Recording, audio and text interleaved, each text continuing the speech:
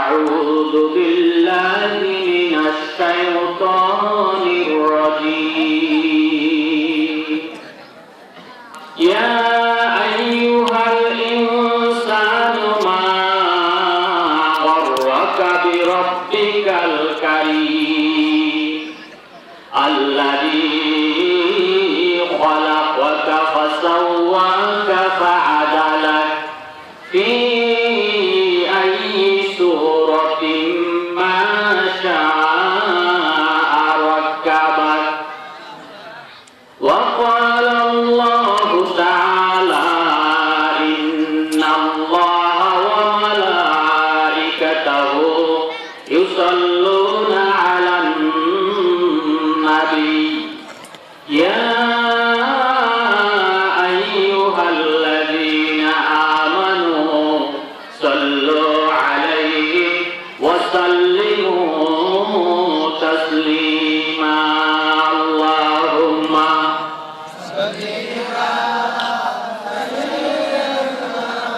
مولانا محمد وعلى آل سيدنا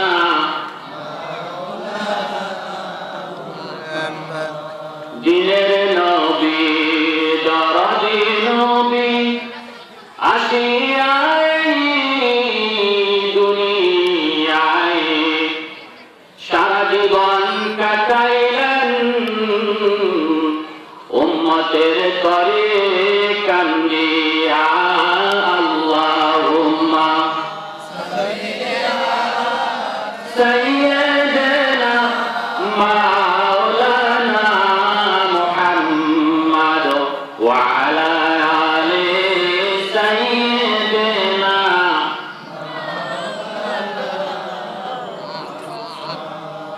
আল্লাহ রাব্বুল আলামিনের লাখ কোটি শুকর যিনি আমাদেরকে মানুষ হিসাবে সৃষ্টি করেছেন বলে আলহামদুলিল্লাহ। শুকর সেজন্য যিনি আমাদেরকে পবিত্র কোরআন দিয়ে ধন্য করেছেন বলে আলহামদুলিল্লাহ। শুকর সেজন্য উম্মতে মুহাম্মদের জামানায় জন্মগ্রহণের তৌফিক দিয়েছেন বলে আলহামদুলিল্লাহ। শুকর সেজন্য যিনি সকল নবীদের সর্দার আলহামদুলিল্লাহ বলেন সকল নবীদের সর্দার আখাই নামদার তাজদারে মদিনা আহমদ মুস্তাফা মুহাম্মদ মুস্তাফা সাল্লাল্লাহু আলাইহি ওয়াসাল্লাম যাকে অতি কাছে ডেকে আরশে আজিমের কাছে নিয়ে কথা বলেছেন তার উম্মত হওয়ার তৌফিক দিয়েছেন বলে আলহামদুলিল্লাহ। শুকর সেজন্য যিনি আমাদেরকে এমন একটি কোরআন পাওয়ার তৌফিক দিয়েছেন যেটা কিয়ামত পর্যন্ত পরিবর্তন সংস্করণের কোনো সুযোগ নাই বলে আলহামদুলিল্লাহ। শুকর সেজন্য যিনি আমাদের জমিনটাকে বসার মতো চলার মতো বাস্তুপোষণী করে দিয়েছেন বলে আলহামদুলিল্লাহ। শুকর সেজন্য যিনি জমিনটা যাতে আমাদেরকে নিয়ে নড়াচড়া না করে আন্দোলিত না হয় হেলে তুলে না পড়ে জায়গায় জায়গায় পাহাড় গেড়ে দিয়েছেন বলে আলহামদুলিল্লাহ। শুকর সেজন্য যিনি চাঁদকে আলোকিত করেছেন জ্যোৎস্নাময় রাত্রি করেছেন বলে আলহামদুলিল্লাহ। শুকর সেজন্য যে চাঁদকে সূর্য ধরে না সূর্যকে চাঁদকে ধরে না দিনকে রাত ধরে না রাতকে দিন ধরে না আল্লাহর হুকুমে সবাই আমাদের খেদমতে আঞ্জাম দিয়ে যাচ্ছে বলে আলহামদুলিল্লাহ। শুকর সেজন্য একটি মাত্র সূর্য দিয়ে যিনি তামাম সৃষ্টির রিজিকের ব্যবস্থা করেন বলে আলহামদুলিল্লাহ। শুকর সেজন্য যিনি সূর্যকে নিয়ন্ত্রণে রাখেন বলে আলহামদুলিল্লাহ। والشمس تجري لمستقر لها ذلك تقدير العزيز العليم আপনার আমার কোনো সাধ্য নাই সূর্যের সম্বন্ধে চিন্তা করা সূর্যের ধারে কাছে যাওয়া সুযোগ আছে? সূর্যকে নিয়ন্ত্রণ যদি আল্লাহ না করে তাহলে পৃথিবীর কোন শক্তি নাই সূর্যের উত্তাপ থেকে বাঁচা, ঠিক না? সেই সূর্যকে নিয়ন্ত্রণ করে কি আল্লাহ বলে আমি সূর্যকে নিয়ন্ত্রণ করি বলে সুবহানাল্লাহ। সূর্যের ভিতরে জ্বালানি একদিন মজুদ শেষ হয়ে যাবে। বিজ্ঞানীরা এখন প্রমাণ করে দেখে এই সূর্য তেল দিয়ে বীর্য নিয়ে সূর্য নিয়ে বেশি দিন টিকবে না। বিজ্ঞান বলে এর ভিতরে হাইড্রোজেনের মজুদ শেষ হয়ে পুরাচ্ছে ফিউশন হচ্ছে এক সময় সূর্যের মজুদ শেষ হয়ে গেলে সূর্য আলোহীন হয়ে যাবে। আর কোরআন 1600 বছর আগে বলেছে ইদা শামসু কুবিরাত, যখন সূর্যকে নিষ্প্রভ করা হবে, আলোহীন করা হবে। আর ফাইদান সাফাতিস সামাউ ফাকানাত ওয়ারাদাতান কাহদিহা, যেদিন আসমান লালে লাল রঞ্জিত হয়ে যাবে সূর্য আলোহীন হওয়ার কারণে।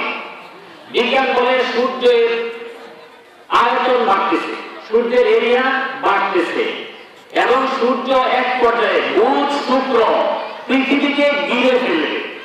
কি বলে? বুধ শুক্র পৃথিবী মঙ্গল সূর্যের সীমানার ভিতরে ঢুকে যাবে, বিজ্ঞান বলে। আর আল্লাহ কোরআনে বলে জুমিআ শামসু ওয়াল কামার, যেদিন আমি চন্দ্র এবং সূর্যের মিলন ঘটিয়ে দিব। আল্লাহু আকবার। সেদিন তো আর বেশি দূরে নাই। বেশি কি দূরে? বলে তো কিয়ামত বেশি দূরে নাকি সৃষ্টির সময়টা বেশি দূরে? কিয়ামত কাছে নাকি প্রথম সৃষ্টিটা কাছে? সন্দেহ আছে? কিয়ামতের কাছে প্রমাণ কি? কিয়ামতের কাছে এটা প্রমাণ কি বলে? একজন বলছে মাঝে মাঝে ভূমিকম্প হয়, আর কোন প্রমাণ আছে? প্রমাণ হচ্ছে শেষ নবীর আগমন শেষ,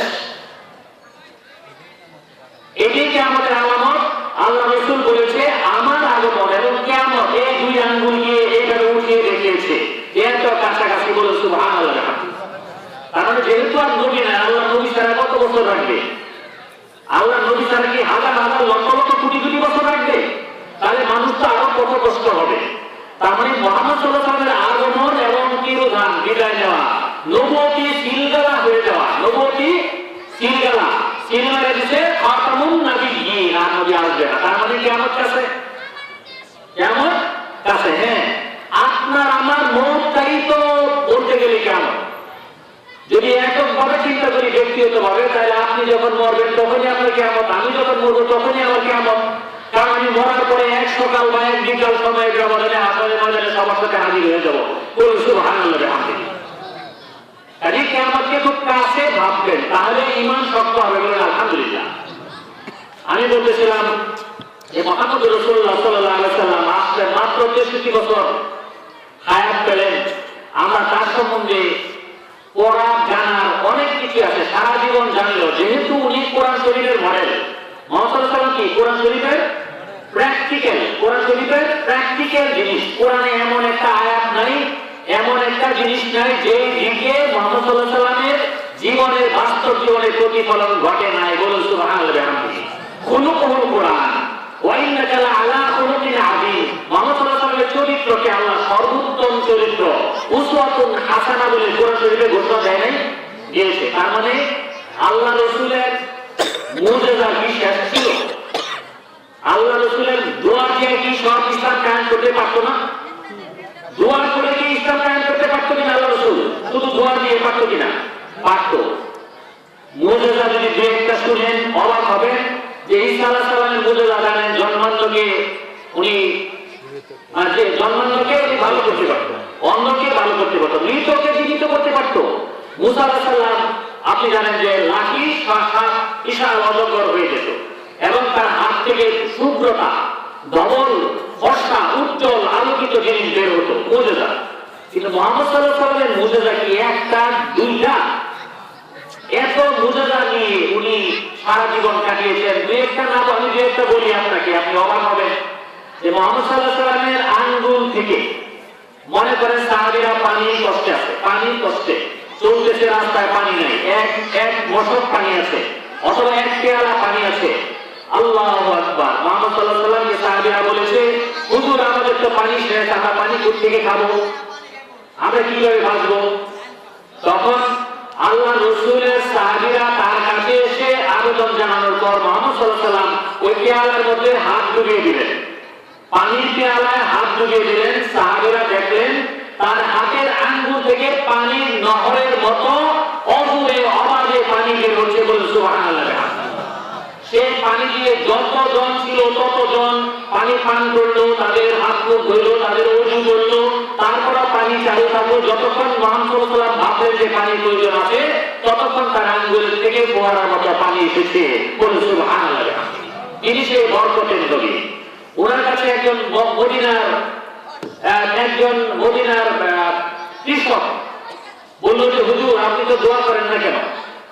সবকিছু রোদে পুড়ে যাচ্ছে, আপনি দোয়া করেন না কেন? আমাদের জন্য বৃষ্টির জন্য দোয়া করেন না কেন? মুহাম্মদ সাল্লাল্লাহু আলাইহি ওয়াসাল্লাম খুতবা দিচ্ছেন, আল্লাহু আকবার, মসজিদে নববীতে খুতবা। এই খুতবার মাঝখানে ওই কৃষক দাঁড়িয়ে গেল যে আমাদের জন্য পানি দোয়া করেন, বৃষ্টির দোয়া করেন। আল্লাহ রাসূল হাত উঠিয়েছে, হাদিসে বর্ণিত, হাত উঠেছে, প্রচন্ড রৌদ্র, আকাশে মেঘ বলতে কিছু নাই, কিন্তু দোয়া শেষ না হতেই আকাশে মেঘ জন্মিল। অতি দ্রুত মেঘ উপরে উঠে গেল, বাতাসে মেঘ ছড়ালো, মেঘ ছড়ায় তমাম মদিনার মধ্যে কালো মেঘে ঢেকে গেল। তারপরে বৃষ্টি শুরু হলো। এই বৃষ্টি পড়া শুরু হলো, সেই বৃষ্টিতে ওই মসজিদে নববী সাহাবীদের গায়ে পর্যন্ত পানি পড়লো। মুহাম্মদ সাল্লাল্লাহু আলাইহি ওয়াসাল্লামের দাড়ি মাথা ভিজে পানি পড়া শুরু হয়েছে, বৃষ্টির পানি। সেই পানি একদিন, 2 দিন, 3 দিন, 4 দিন, 5 দিন, 6 দিন, 7 দিন পরের জুমা পর্যন্ত দাঁড়িয়ে থাকলো। বলুন সুবহানাল্লাহ। সেই পরের জুমায় ওই কৃষক ও অন্যান্য সাহাবীরা বলল, হুজুর, পথঘাট ভেসে যাচ্ছে, আপনি বৃষ্টি বন্ধ করার জন্য আল্লাহর কাছে দোয়া করুন।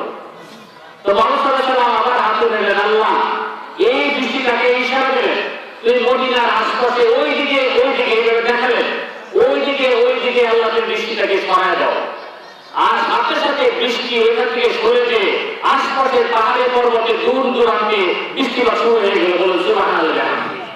সেই নবীর উম্মত আমি, যাকে আল্লাহ পাক 63টি বৎসর ফেরেশতাদের দ্বারা প্রত্যক্ষভাবে পরোক্ষভাবে সাহায্য করে আপনার আমার করণীয় কি হবে, কিভাবে জান্নাতে যাওয়া যাবে, এই ফয়সালা করে দিয়েছেন। বলুন আলহামদুলিল্লাহ। উনার জন্য খেজুর গাছ কেটেছে।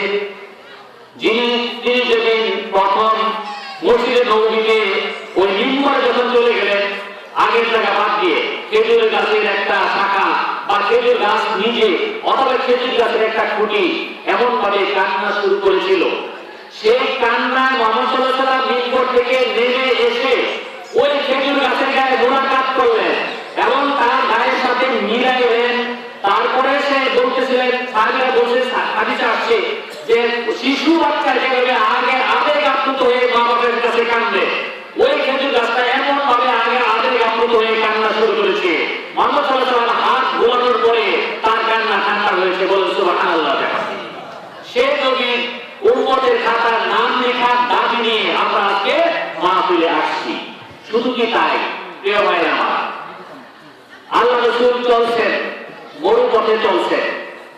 আল্লাহ সাহাবীরা বলছে, আলী রাদিয়াল্লাহু বলছে, আমি ডান দিকের পাহাড় থেকে দেখতেছি, পাহাড় বলে আসসালামু আলাইকা ইয়া রাসূলুল্লাহ, বাম দিকের পাহাড় বলে আসসালামু আলাইকুম ইয়া রাসূলুল্লাহ, ডান দিকের গাছগুলি বলে আসসালামু আলাইকুম ইয়া রাসূলুল্লাহ, বাম দিকের গাছগুলি বলে আসসালামু আলাইকুম ইয়া রাসূলুল্লাহ। বলে এইভাবে চলতে চলতে আমরা যাচ্ছি, চলতে চলতে আল্লাহ রাসূলের প্রস্রাবের প্রয়োজন দেখা দিল। এখন মরু প্রান্তর গাছপালা নাই, আল্লাহ রাসূল প্রস্রাব করলেন, তিনি এদিক সেদিক তাকাইলেন, দেখলেন একদিকে একটা গাছ দেখা যায়। ওই গাছের কাছে যারা বললেন, হে গাছ, আল্লাহর হুকুমে তুমি আমাকে অনুসরণ করো।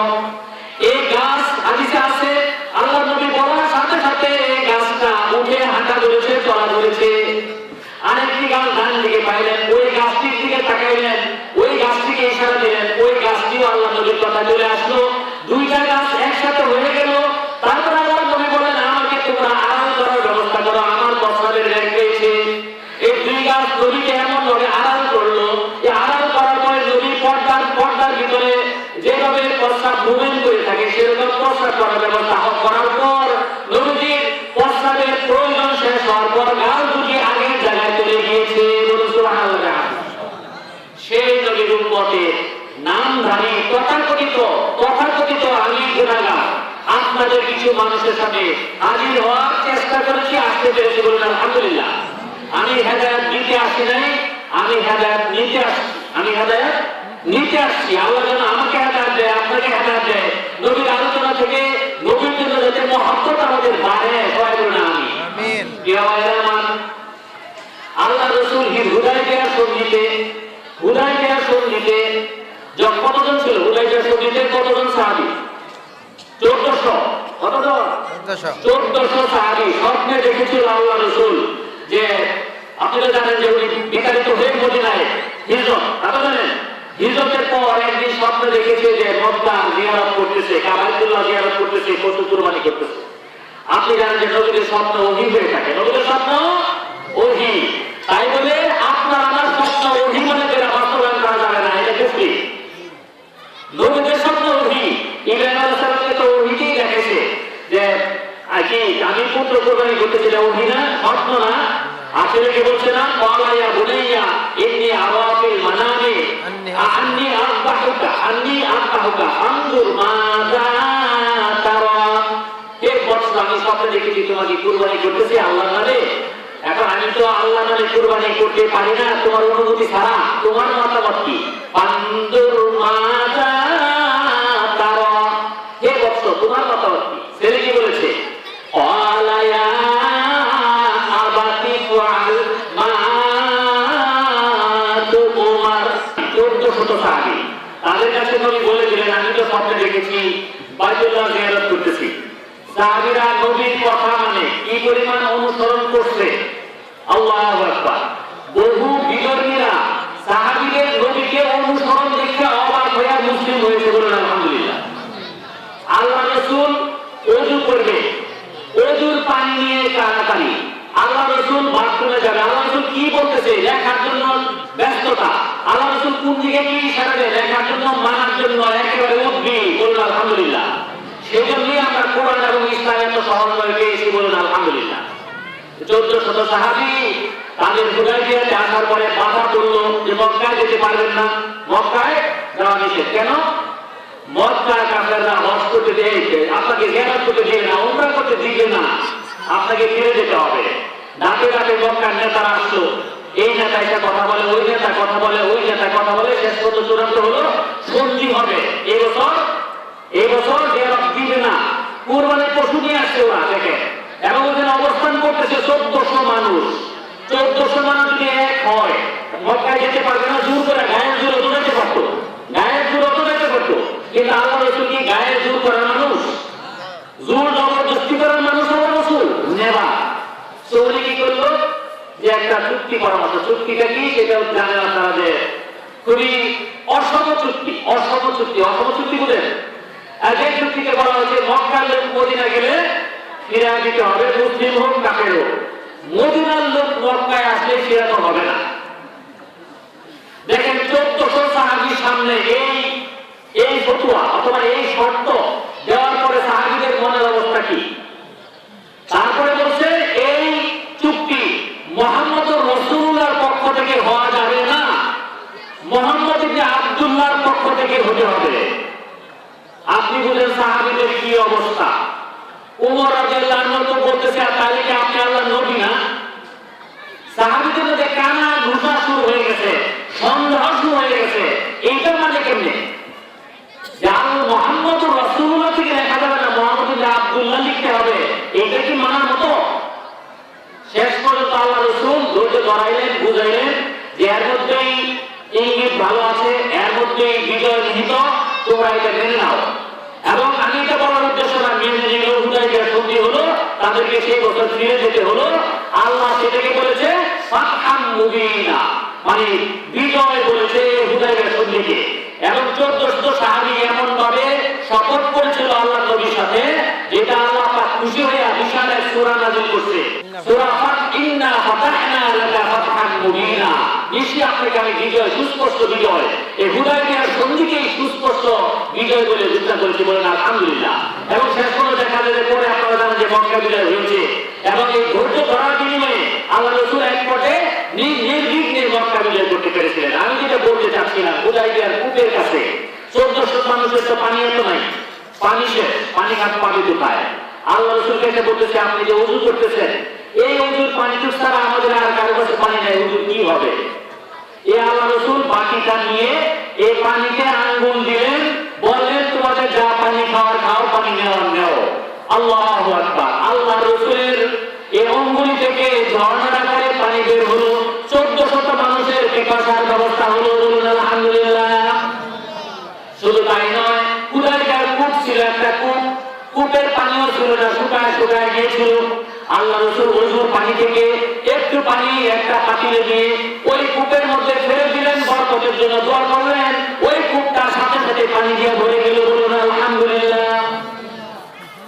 দেখেন আল্লাহ রাসূলের বরকতের দোয়ার মানে কিভাবে অজস্র ধারায় রহমত বারিকাত হতো। বলুন আলহামদুলিল্লাহ।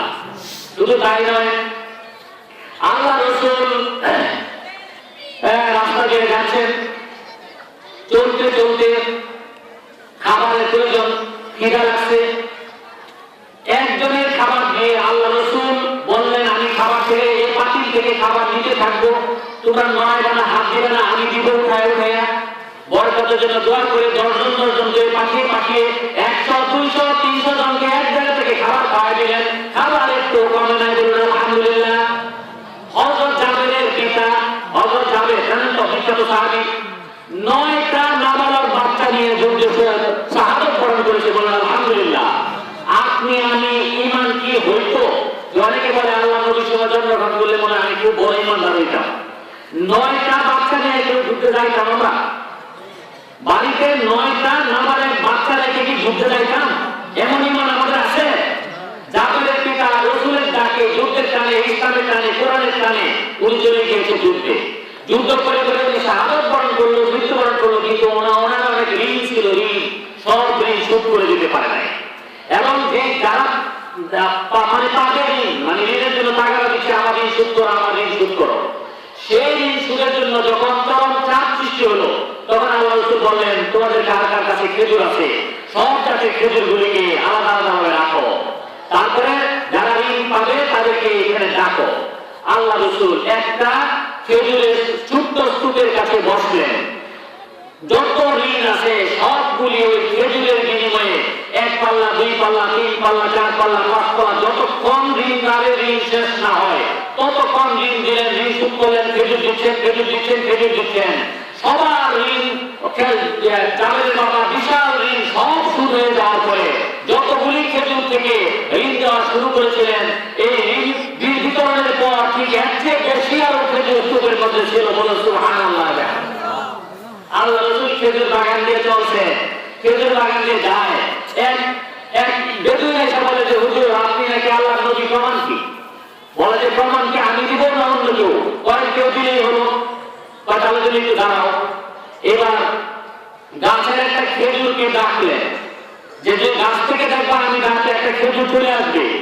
গাছের একটা খেজুরকে ডাক দিলেন আল্লাহ রাসূল, খেজুর গাছ থেকে আল্লাহ রাসূলের হাতে চলে এসেছে। আর আবার বললেন, হে খেজুর তুমি গাছে চলে যাও। খেজুর আমার গাছে চলে গিয়ে আগের জায়গায় বসে পড়েছে। ওই ইহুদি দেখে সাথে সাথে বলেছে, লা ইলাহা ইল্লাল্লাহু মুহাম্মাদুর রাসূলুল্লাহ। আল্লাহু আকবার। আল্লাহ রাসূলের সাথে জিবরাইল ঘুরতেছে। তো জিবরাইল বলে, হুজুর আপনাকে কোনো মুজিজা দেখাবো? আল্লাহ রাসূল বলে, তুমি মুজিজা দেখাবা, দেখাও। বলে যে না, আপনাকে দিয়ে দেখাবো। কিভাবে? বলে যে আপনি এখানে দাঁড়ায় একটা গাছকে ডাকেন। আল্লাহ রাসূল একটা গাছকে ডাক দিলেন, গাছ তার সামনে এসে হাজির। জিবরাইল বলেন, আপনি গাছকে চলে যেতে বলুন। গাছ কি ইশারা দিল? গাছ আগের জায়গায় চলে গেল। বলে সুবহানাল্লাহ। বিহামদিহি। আমার একটা বাগানে গেছে একটা উট, উটের গা শুকনা, খালি পরিশ্রম করায় খাবার ভালো দেয় না। উটটা এমন ভাবে গুনানি শুরু করেছে, তার চোখ দিয়ে পানি আসা শুরু হয়েছে, তার চোখ দিয়ে, উটের চোখ দিয়ে পানি আসা শুরু হয়েছে। উটের ভাষা দেখে, উটের ভাব দেখে আল্লাহ রাসূল বুঝে ফেললেন যে উটটা তার কাছে অভিযোগ করতেছে উটের মালিকের বিরুদ্ধে। মালিককে ডাকলেন, বলেন যে এটা কার উট? বলে এটা আমার উট। বলে যে তোমার উট তো আমার কাছে অভিযোগ দিচ্ছে চোখের পানি দিয়ে, তুমি তাকে খাও না, ভালো খাবার দাও না, যত্ন নাও না, শুধু পরিশ্রম করো। খবরদার এই পশুদের ব্যাপারে তোমরা আল্লাহকে ভয় করবা, কারণ এই পশুদের সাথে তোমাদের ব্যবহারের ব্যাপারেও তোমরা পরপরে জিজ্ঞাসিত হবে। বলে সুবহানাল্লাহ। তারপরে সেই উটকে উনি কিনে নিয়েছেন এবং যত্ন করার জন্য উনি ওটার যত্ন আদম করেছেন। যদি উট শুকায় যায় তবে করে খাও, আর যতক্ষণ সুস্থ থাকে ততক্ষণ তার মাংস, ততক্ষণ তার মধ্যে সোয়ার হও, জার্নি করো, ভ্রমণ করো, কোনো সমস্যা নাই। কিন্তু শুকায় গেলে, আত্মীয় হয়ে গেলে তাকে আল্লাহর জন্য জবাই করে খাও, বলুন সুবহানাল্লাহ। আপনি এইভাবে আল্লাহ রসুলের মুজিজার মধ্যে মানে কতগুলি বলবো যে এক লোকের পা ভেঙে গেছে, আল্লাহ রসুলকে গালি দিত, আল্লাহ রসুলের নামে কবিতা লিখত। এই কবিতা লেখার মাধ্যমে এবং আল্লাহ রসুলের বিরুদ্ধে বাজে কবিতা লিখত, বাজে কবিতা, এবং আল্লাহ রসুলের মনে কষ্ট হইত। আল্লাহ রসুল বললেন, কে আসো তা ফায়স্তা করতে পারবে? আব্দুল্লাহ বিন আকিব, আবু রাফে ছিল তার নাম, যে কবিতা লিখত। আব্দুল্লাহ বিন আকিব বলল, হুজুর আমি চেষ্টা করে দেখি, আপনি দোয়া করেন। চলে গেল আব্দুল্লাহ বিন আকিব, যে তার ঘরে অনেক ভাবে বুদ্ধিমত্তা খাটিয়ে অনেক কৌশল করে তার সাথে বন্ধুত্ব করে তার বাড়িতে একটা মানে মানুষের মতো নিজের আপনজনের মতো থাকার ব্যবস্থা করে দীর্ঘদিন থাকার পর আপনজন হয়ে ওই বাড়িতে ঢুকে ওই আবু রাফেকে হত্যা করলো। ফিরার সময় পূর্ণিমা রাত্রি ছিল, কিন্তু তবু সে পড়ে যায়, পা ভেঙে যায়। এই ভাঙ্গা পা তার পা দিয়ে বেঁধে অন্য এই বাড়ির আশপাশে সাহাবীদেরকে সাথে নিয়ে আল্লাহ রসুলের কাছে চলে যায়, হুজুর আমি তো কাজ সমাধা ফিরাচ্ছি, কিন্তু পাটা ভেঙে পড়েছি। এবার ওই লোকের পা, রসুল বলে তোমার পাটা আমাকে দেখাও। আল্লাহ রসুলের সামনে এই পাটা ধরল, আল্লাহ রসুল হাত রাখা পর্যন্ত এই পা এমন ভাবে ভালো হয়ে গেল যেন পায়ে কোনো অসুখী নাই। আল্লাহ রসুলের সামনে বুরাক আসলো, বুরাকে উঠবে, আল্লাহ রসুল উঠতে চায়, বুরাক দৌড় দেয়, বুরাক দৌড় দেয়। আরে তুমি দৌড় দাও, তুমি জানো কার কাছে আসছো? তুমি এমন এক মহান ব্যক্তির কাছে আসছো যাকে শ্রেষ্ঠ মানুষ পৃথিবীতে নাই, খবরদার তুমি শান্ত হও। এই পরিচয় দেওয়ার পর বুরাক মানে শান্ত হয়ে ভয়ে ঘামতে ঘামতে বুরাকের গা থেকে ঘাম ধরে একেবারে জীবনের জন্য শান্ত হয়ে গেছে। বলো সুবহানাল্লাহ। আল্লাহ রসুল গাছ, পক্ষী, পশু পাখি, জিনেরা কোরআন শরীফ শুনে আল্লাহ রসুলের ঘরের পিছনে, জিনেরা যে কোরআন শরীফ শুনে আল্লাহ রসুলকে, আল্লাহ রসুলের বাড়ির ঘর সেটা জানিয়ে দেয়। বলো সুবহানাল্লাহ। এত বরকত নেওয়ার পরেও আল্লাহ রসুল উহুদে মার খায়, দাঁত ভাঙে, ঠিক না?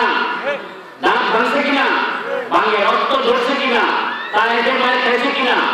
পায়ের রক্ত দিয়ে রঞ্জিত হয়েছে কিনা? জমি হয়েছে, হয়েছে। কারণটা কি? একটু জিকির করেন, এটা অন্য স্টাইলে জিকির করেন। আমার সাথে ফলো করেন। ইয়া আল্লাহু ইয়া রহমানু ইয়া রহিমু ইয়া জলিল। বলেন ইয়া আল্লাহু ইয়া রহমানু ইয়া রহিমু ইয়া জলিল ইয়া শাফি ইয়া কাফি ইয়া ওয়াফি ইয়া মুআফি ইয়া আল্লাহু ইয়া রহমানু ইয়া রহিমু ইয়া জলিল ইয়া জব্বার ইয়া আল্লাহু ইয়া রহমানু ইয়া রহিমু ইয়া জব্বার ইয়া কাহারু ইয়া ওয়াহাবু ইয়া রাজ্জাকু ইয়া সাত্তার ইয়া আল্লাহু ইয়া রহমানু ইয়া রহিমু ইয়া জব্বার ইয়া কাহারু ইয়া ওয়াহাবু ইয়া রাজ্জাকু ইয়া সাত্তার ইয়া মুহিম্মাস সাইয়্যাত ইয়া কাদিয়াল হাওয়াত ইয়া মুহিম্মাস সাইয়্যাত ইয়া কাদিয়াল হাওয়াত ইয়া রাফিআদ দারাজাত ইয়া মুনজিলাল বারাকাত ইয়া আল্লাহু ইয়া রহমানু ইয়া আল্লাহু ইয়া রহমানু ইয়া রহিমু ইয়া জব্বার ইয়া কাহারু ইয়া ওয়াহাবু ইয়া রাজ্জাকু ইয়া সাত্তার ইয়া আল্লাহ ইয়া আল্লাহ ইয়া আল্লাহ। রব্বুল আলামিনের শুকরিয়া, অসংখ্য শুকরিয়া যিনি আমাদেরকে এই শ্রেষ্ঠ নবী, আমি বলতেছিলাম যে উনি এত মহব্বত, এত বরকত, এত শান্ত, এত দোয়া, এত অধিকার থাকার পরে মার খেলেন কেন? রক্ত ঝরে কেন? দাঁত ভাঙে কেন? কোরআন শরীফের 30 পারা সূরা কেন? নামাজ, রোজা, হজ, যাকাত এটা কি এক পারায় বলা যথেষ্ট না? খালি নামাজ পড়ো, রোজা রাখো, হজ করো, যাকাত দাও, এক পারা যথেষ্ট না? এক পারা যথেষ্ট কিনা? কিন্তু 30 পারা কেন? 30 পারা কি মানব জীবনে লাগতে পারে? লাগতে পারে। এই কিতাবে মানব জীবনের সাথে সংশ্লিষ্ট কোনো কিছুই আমি বাদ দেই নাই। সব কিছুর পুঙ্খানুপুঙ্খ বর্ণনা আমি দিয়ে দিয়েছি, কোনোভাবে পথভ্রষ্ট হওয়ার সুযোগ নাই। আপনি মরে যাবেন, আপনি যদি কোরআনের জ্ঞান অর্জন করতে করতে রাস্তায় মারা যান, কোরআন জানার জন্য ঘর থেকে বের হয়েছে, রাস্তায় যদি মারা যান কোরআনের জ্ঞান অর্জন করার মানুষের নিয়তে বের হওয়ার পরে সহিহ হাদিসে আছে ওই অবস্থা যদি আপনি মৃত্যুবরণ করেন, আল্লাহ পাক কবর থেকে হাসরের মাঠে আপনাকে জ্ঞানী করে উঠাবেন। বলুন সুবহানাল্লাহ। যে কোরআনের জ্ঞানে যত জ্ঞানী, আল্লাহ বলছে আল্লাযীনা উতুল ইলমা দারাজা, ওই জ্ঞানীদের জন্য আখিরাতে বিশাল মর্যাদা রয়েছে। কি মর্যাদা তা বলার অপেক্ষা রাখে না। আল্লাহ কোরআন শরীফে বলেন যে যারা শিক্ষিত আর যারা মূর্খ তারা কি সমান? যারা রৌদ্র আর মেঘ কি সমান? ছায়া আর রৌদ্র কি সমান? এরকম জ্ঞানীদের সাথে আল্লাহ জ্ঞানীদের আবার বলেছেন ওয়াস্তাশির ফি আমরিকাল্লাযীনা ইয়াখাফুনাল্লাহ, জ্ঞানীদের সাথে যারা আল্লাহকে ভয় করে চলে তাদের সাথে শুধু কাজ কারণে পরামর্শ করো। কাজে আপনারা যদি জ্ঞানী হয়ে থাকেন তারাই প্রকৃত জ্ঞানী যারা কোরআনের জ্ঞানে জ্ঞানী, ঠিক কিনা? আর তারাই প্রকৃত জ্ঞানী কোরআন যতটুকু জানে ততটুকু মানে, কোরআন যতটুকু জানে ততটুকু মানে। হাসরের ময়দানে অনেক বক্তা উঠবে, মুখ থেকে রক্ত ঝরবে, অনেক বক্তা উঠবে, বলেন নাউজুবিল্লাহ, মুখ থেকে রক্ত ঝরবে। জিজ্ঞেস করবে কি ব্যাপার, কারণ কি? বলবে ওরা বক্তা ছিল, মানুষকে ভালো কথা বলতো, নিজেরা সে ব্যাপারে গাফেল ছিল। বলেন নাউজুবিল্লাহ মিন যালিক। আর মরে গেলে আপনি মনে করার কারণ নাই যে একবারে যদি মাটি হয়ে গেছে। আপনার আল্লাহ রাসূল কি বলেন নাই যে কবর জিয়ারতে গেলে কবরবাসীদেরকে সালাম দিয়ে যদি বলেন আসসালামু আলাইকুম ইয়া আহলাল কুবুর, উত্তর দেয় কিনা? উত্তর দেয়? কি সম্মান উত্তর দেয়? যদি আপনাকে চিনে উত্তর দেয়, আর যদি না চিনে উত্তর দেয়, বলুন সুবহানাল্লাহ। আপনি কাজী মরার পরে একদম বেদিশ হয়ে গেছে, বিষয়টা এমন নয়। তাহলে আল্লাহ রাসূল নিতে হবে। যদি বলেন যে মরছে মানে সব শেষ, তাহলে আল্লাহ রাসূলকে উপর অভিযোগ আনা হবে। কারণ আল্লাহ রাসূল বলছে তোমার মৃত্যুর পরে, আপনি জানেন যে মৃত্যুর পরে ফেরেশতা আসবে, মৃত্যুর পরে ফেরেশতা আসবে, আপনাকে উঠাবে, আপনার হাতকে কলম বানাবে, আপনার কলম দিয়ে লেখাবে, আপনার কাপড়ের কাপড়ে লেখাবে, আপনার জীবনের সমস্ত আমল লেখাবে। আপনি আমি খারাপ ভুল লিখতে চাবো না, ফেরেশতা পিটনি দেবে, পিটনি দেওয়ার পরে আরেকবার নিজের খারাপ কাজগুলো লিখবে, ওটাকে তাবিজের মতো বানায় গলায় ঝুলায় দেবে, আসলে মাঠে উঠা হবে। আসলে কি মরছি ভালো হবে, নাকি এক অবস্থা থেকে আরেক অবস্থায় গেছি? পানি মনে করেন জমিনে পানি সব বরফ হয়ে সব আকাশে উড়ে গেছে, আপনি কি বলবেন যে পানির অস্তিত্ব নাই? পানি আকাশে বরফ উড়ে যায় না, বাষ্প হয়ে যায় না, জলীয় বাষ্প হয়ে যায় না? একটা হাঁড়িতে পানি জাল দিচ্ছেন, হাঁড়িতে পানি জাল দিচ্ছেন, পানি একসময় শেষ হয়ে যাবে না? তাহলে আপনি বলবেন পানি জমানোর মতো শেষ হচ্ছে, এটা ফিরার মতো আর সুযোগ নাই, নাকি পানি ইচ্ছা করে আটকানো যাইতো? যেটা পাতিল থেকে উড়ে গেছে এটাকে কনডেনসেশন প্রক্রিয়া আটকানো যাইতো কিনা? আটকানো যাইতো। তার মানে পানিটা আছে কোথায়? বাতাসে। ওই পানিকে ঘুরে আবার পানি করা যাবে, ঠান্ডা করলে আবার পানি করা যাবে, ঠিক কিনা? আবার পানি বরফ হয়ে গেছে, আর পানি কি শেষ হয়ে গেছে না একটা অবস্থায় আছে? একটা অবস্থায় আছে, ওটা থেকে আবার পানি বানানো যাবে না? যাবে। পদার্থের রূপান্তর হয়ে এক অবস্থা থেকে আরেক অবস্থা যায়, ভ্যানিশ হয়ে যায় না, বিনাশ হয়ে যায় না। আদি নাসিদাবাদ সূত্র পড়েন নাই যে পদার্থ এক অবস্থা থেকে আরেক, আপনি আমিও তাই। আল্লাহ বলছেন আকার কাবুন না তবাকান আন তবা, তুমি এক অবস্থা থেকে আরেক অবস্থায় যাবা। আসলে কিন্তু মত বলতে আপনি মরার পরে হাদিসে আছে আপনার আত্মাকে পায়া অন্য আত্মারা জিজ্ঞেস করে অমুক কেমন আছে, অমুক কেমন আছে। এই আত্মা আবার কেউ কেউ বলে ওকে শান্তি দিতে দাও, ওকে একটু রেস্ট দিতে দাও, ও অনেক চড়াই উত্তরায় পেরিয়ে যে বাড়ি দিয়ে আসছে, ওকে সাথে একটু পরে কথা বলো। আপনি জানেন যে মৃত্যুর পরে কবরবাসীকে ফেরেশতারা এসে বিশ্বাস করবে, যারা নেককার ইমানদার পরহেজগার, এরা বলে আমাকে বিশ্বাস করো না, আসরের নামাজের সময় হয়ে গেছে, নামাজ পড়ে নি, বলে কিনা? বলে কিনা? বলে। কাজী মৌতটাকে এত একদম নিঃশেষ হয়ে যাওয়ার মতো মনে করার কোনো গ্রাউন্ড নাই। কবরে লেখাপড়ার হাদিসও আছে, কবরে সূরা মূল তেলাওয়াতের হাদিস আছে, কবরে সূরা ইয়াসিন তেলাওয়াতের হাদিস আছে। কবরবাসী জানে আপনার কি হয়, সে বিদায় নিয়ে যায়, কিন্তু আপনার দুনিয়ার সাথে সে একদম সূরা ইয়াসিনের মধ্যে একটা বৃদ্ধ লোকের কথা বলা আছে। নবীরা যখন দাওয়াত দিয়ে ব্যর্থ হলো, দুইজন নবী, তিনজন নবী কারো কথা শুনে না, শহর থেকে এক বৃদ্ধ লোক এসে নবীদের পক্ষে যোগ দিল। তারপরে এই নবীদের পক্ষে যোগ দেওয়ার কারণে তাকে হত্যা করা হলো। হত্যা করার পর তাকে আল্লাহ পাক বললেন, ইলা দাখুলিল জান্নাতা ক্বালা ইয়া লাইতা কওমি ইয়ালামুন বিমা গফারা লি রাব্বি ওয়া জাআলানি মিনাল মুকরামিন। আল্লাহু আকবার। ওই লোকটা বলার পরে দেখেন বলতেছে, আপনি আমিও বলবো, আপনি আমিও বলবো, বলতেছে ইলা দাখুলিল জান্নাহ, এই ব্যক্তি তুমি জান্নাতে ঢোকো। ক্বালা ইয়া লাইতা কওমি ইয়ালামুন। এই লোক তখন বলতেছে, হায় আমার কওম, আমার জাতি যদি জানতো, ক্বালা ইয়া লাইতা কওমি ইয়ালামুন বিমা গফারা লি রাব্বি ওয়া জাআলানি মিনাল মুকরামিন। আমার রব আমার সাথে কি সম্মানজনক আচরণ করেছেন, হায় রে আমার কওম যদি জানতো আমি কত বড় সফল কাম, হায় রে আমার কওম যদি জানতো।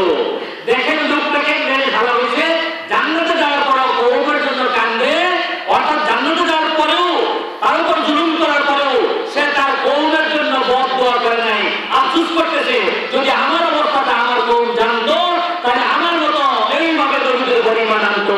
বলুন সুবহানাল্লাহ। কাজী আপনি আমি, আপনি জানেন যে সহিহ হাদিসে আছে মৃত ব্যক্তির জন্য দোয়া করলে এই দোয়া তার কাছে পৌঁছে যায়, ঠিক কিনা? আর আপনি সালাম দিলে, কবর জিয়ারত করলে সেদিনে কবরে আযাব হয়, আযাব আপনি আমি শুনি না, ফেরেশতা গেলে ফেরেশতারা দেখবে কি আপনি আমি কবর দিব মানুষ?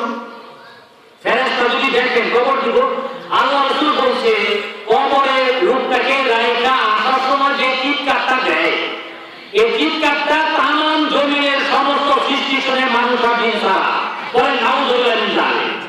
আল্লাহ রাসূল বলছে মানুষকে, এটা যাতে সব মানুষ শুনে আমি আল্লাহর কাছে দোয়া করতাম, তবে যদি এই ভয় না থাকতো যে মানুষ মরার পরে কাউরে আর কবর দিবে না, জানালা করবে না, পালায় দেব, এই চিৎকারের ভয়ে মানুষ পালায় যাওয়ার ভয় না থাকলে আমি আল্লাহর কাছে দোয়া করতাম যাতে মানুষ এই চিৎকারটা শুনে বলো নাউযুবিল্লাহ মিন যালিক। সেই চিৎকার তো সামনে, আপনার আমার সামনে চিৎকার অপেক্ষা করতেছে, যখন তখন মালাকুল মউত চেক করতেছে কারে কোন সময় ধরা যায়। ঝাঁকে ঝাঁকে মানুষ মাটির নিচে যাচ্ছে, গাছতলায় মাছতলায় শুইতেছে। আমার বাপ গেছে, অনেকের বাবা গেছে, অনেকের মা গেছে, আমার মাও গেছে, দাদা তো নাই, কেন হয়তো দাদা নাই, বড় যারা মুরব্বী শ্রেণীর। 2100 সালে কেউ থাকবো? এখন পৃথিবীতে যারা আছে 2100 সালে কেউ থাকবে? তাহলে 2100 সালের আগে এই পৃথিবীর কোটি কোটি মানুষ মাটির নিচে ভ্যানিশ হয়ে যাবে। কি আশ্চর্যজনক মাটি! ঝাঁকে ঝাঁকে মানুষ আসছে মাটি থেকে, ঝাঁকে ঝাঁকে মাটির মধ্যে কবরস্থ হচ্ছে মাটি থেকে। আর আল্লাহ বলে কাইফা তাকফুরুনা বিল্লাহি ওয়া কুনতুম আমওয়াতান ফাআহইয়াকুম সুম্মা ইউমীতুকুম সুম্মা ইহয়ীকুম সুম্মা ইলাইহি তুরজাউন। তোমরা অস্তিত্ব থেকে আমি অস্তিত্ব আনয়ন করি, অস্তিত্ব থেকে অনস্তিত্বে নিয়ে যাই। তোমাদের কিছুই ছিল না, আমি জীবন দিয়েছি, কিছুই থাকবে না, কবরে চলে যাবে, আবার আমি জীবন দিব। বলুন সুবহানাল্লাহ। কাজী মরে গেছে মানে যে সব শেষ, কিচ্ছু জানে না, বিষয়টি এমন নয়। মরার পরে জগৎ খুব কাছাকাছি, সব কিছু খালি আপনাকে আমাকে একটু আলাদা করে রাখা হয়েছে। আর নয় আল্লাহ রাসূল অনেক কবরের পাশ দিয়ে যাওয়ার সময় কবরে আযাব শুনতে পেয়ে দাঁড়িয়ে গিয়েছে, উনি সূরা ফাতিহা পড়েছে, ওরা 3 বার কুল ওয়াল্লাহ পড়েছে, দোয়া করেছে। এবং আপনারা জানেন বদর যুদ্ধে নিহত আবু জেহেল সহ তার সঙ্গী 24 জন আর 40 জন যে গর্তে ফেলা হয়েছিল, যে গর্তে ফেলা হয়েছিল, মৃত্যুর আগের দিন কিন্তু আল্লাহ রাসূল সাহাবীদেরকে বলছে যে আগামীকাল কোথায় কেমন হবে, যখন দেখবে আবু জেহেলের নেতৃত্বে তার বাহিনী অনেকে বিদায় হয়েছে, তখন সাহাবীরা বলেছিল আল্লাহ রাসূল আপনি কি জানেন যে তারা বলবে? বলে অপেক্ষা করো না, দেখো না পরের দিন কি হয়। তারা সবাই ওই 40 জন মৃত্যুবরণ করেছে, একটা কূপের মধ্যে ছেড়ে দিয়েছে।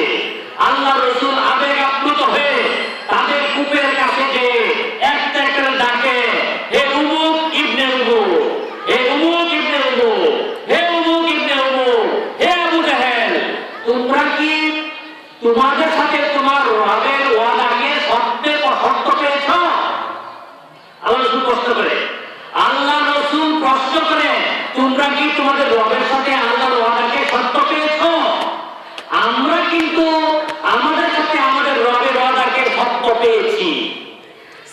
জিজ্ঞেস করে আল্লাহ রসুল আপনি এদেরকে ডাকতেছেন, এরা না মরে গেছে, এরা কি শুনতে পায়? আল্লাহ রসুল বলে কসম সেই খোদা মুহাম্মদের প্রাণ যার হাতে তার কসম, আমার কথাগুলি ওই 24 জন বা 40 জন যত স্পষ্ট শুনে তোমরাও এত স্পষ্ট শুনো নাই। বলে সুবহানাল্লাহ। এরকম অনেক কবরের পাশ দিয়ে যাওয়ার সময় একটা গাছের ঢাল বাঁধছে, যে খুঁটিটা কেটে রাখি, গাছটা যতক্ষণ জীবিত থাকে আল্লাহ জিকির করবে, এর দিনে হয়তো তার কবরের আযাব মাফ হয়ে যাবে। বলে সুবহানাল্লাহ। আল্লাহ রাসূল বলছে গাছের জীবন আছে। আমরা এখন বলি জগদীশচন্দ্র বসু আবিষ্কার, আল্লাহ রাসূল বলছে গাছপালা জিকির করে, আর আমরা অন্যকে ক্রেডিটটা দিই। ক্রেডিট মুহাম্মদের কাছে যাবে যে আল্লাহ রাসূল বলছে গাছপালা অপ্রয়োজনীয় কাটে কাটবা না, যুদ্ধক্ষেত্রেও গাছ নষ্ট করবে না, ছায়া জায়গায় প্রস্রাব করবে না, রাস্তায় বসবে না, রাস্তায় বসলে মানুষকে সালাম দেবা, বাজারে কম যাইবা, বাজারে শয়তান পতাকা টানায় রাখে। কি শয়তানের পতাকা এক জায়গায় টানায়, সেটা হচ্ছে বাজার।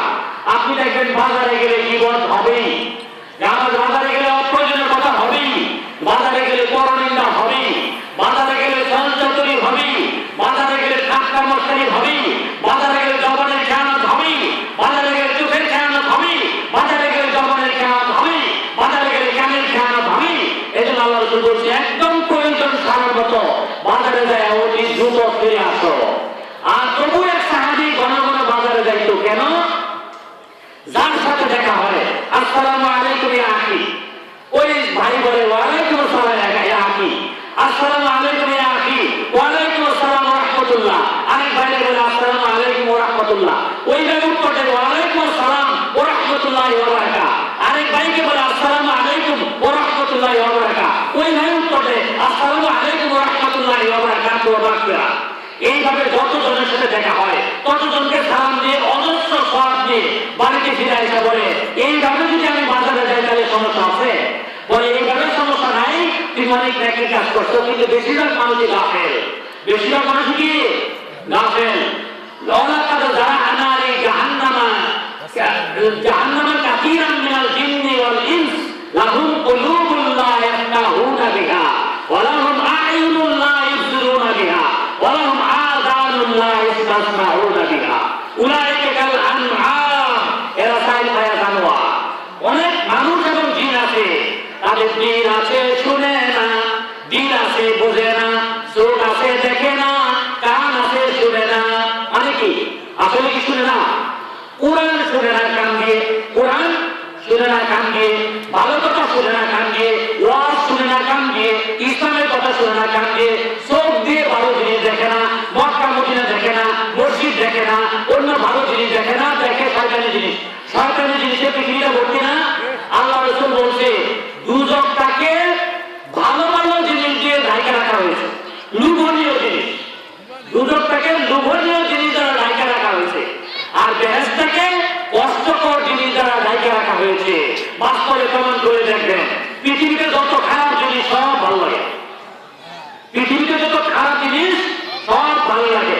এখানে যদি গানের আসর হইতো মানুষকে ভাবতো না কমতো, এখানে যদি কনসার্ট হইতো নাউজুবিল্লাহ তাহলে মানুষ বাড়তো না কমতো? বাড়তো। তাহলে মানুষ কি হকের পথে বেশি না অন্যায়ের পথে বেশি? মানুষ কি কোরআনের পক্ষে বেশি না কোরআনের বিপক্ষে বেশি? সুবহানাল্লাহ। প্রিয় ভাই আমার, আপনারা সঠিক উত্তর দিয়েছেন আলহামদুলিল্লাহ। আপনি অবশ্যই মনে রাখতে হবে পরকালের বিচার হিন্দুদের জন্য হিন্দু ধর্মগ্রন্থ অনুসারে বিচার হবে না, খ্রিস্টানদের জন্য খ্রিস্টানদের ধর্ম থেকে বিচার হবে না, মুসলিমদের জন্য মুসলমানদের ধর্ম থেকে বিচার হবে একটু, কিন্তু হিন্দুদের জন্য কোরআন অনুসারে বিচার হবে, ইহুদিদের জন্য কোরআন অনুসারে বিচার হবে, খ্রিস্টানদের জন্য কোরআন অনুসারে বিচার হবে, সকল বিধর্মীদের জন্য কোরআন অনুসারে বিচার হবে। কোরআনকে মানদণ্ড ধরে কোরআনের পক্ষের শক্তি আর কোরআনের বিপক্ষের শক্তিকে দুইটা ভাগ করে ফেলা হবে। আসহাবুল মাইমানা আর আসহাবুল মাশআমা, ডানপন্থী আর বামপন্থী দুইটা ভাগ করা হবে। সূরা ইয়াসিন বলেছে ওয়ামতাজুল ইয়াউমা আইয়ুহাল মুজরিমুন, যখন ভালো মানুষ থেকে খারাপ মানুষকে সেপারেট করা, আলাদা করা ঘোষণা দেওয়া হবে। এই আয়াত পড়ার পর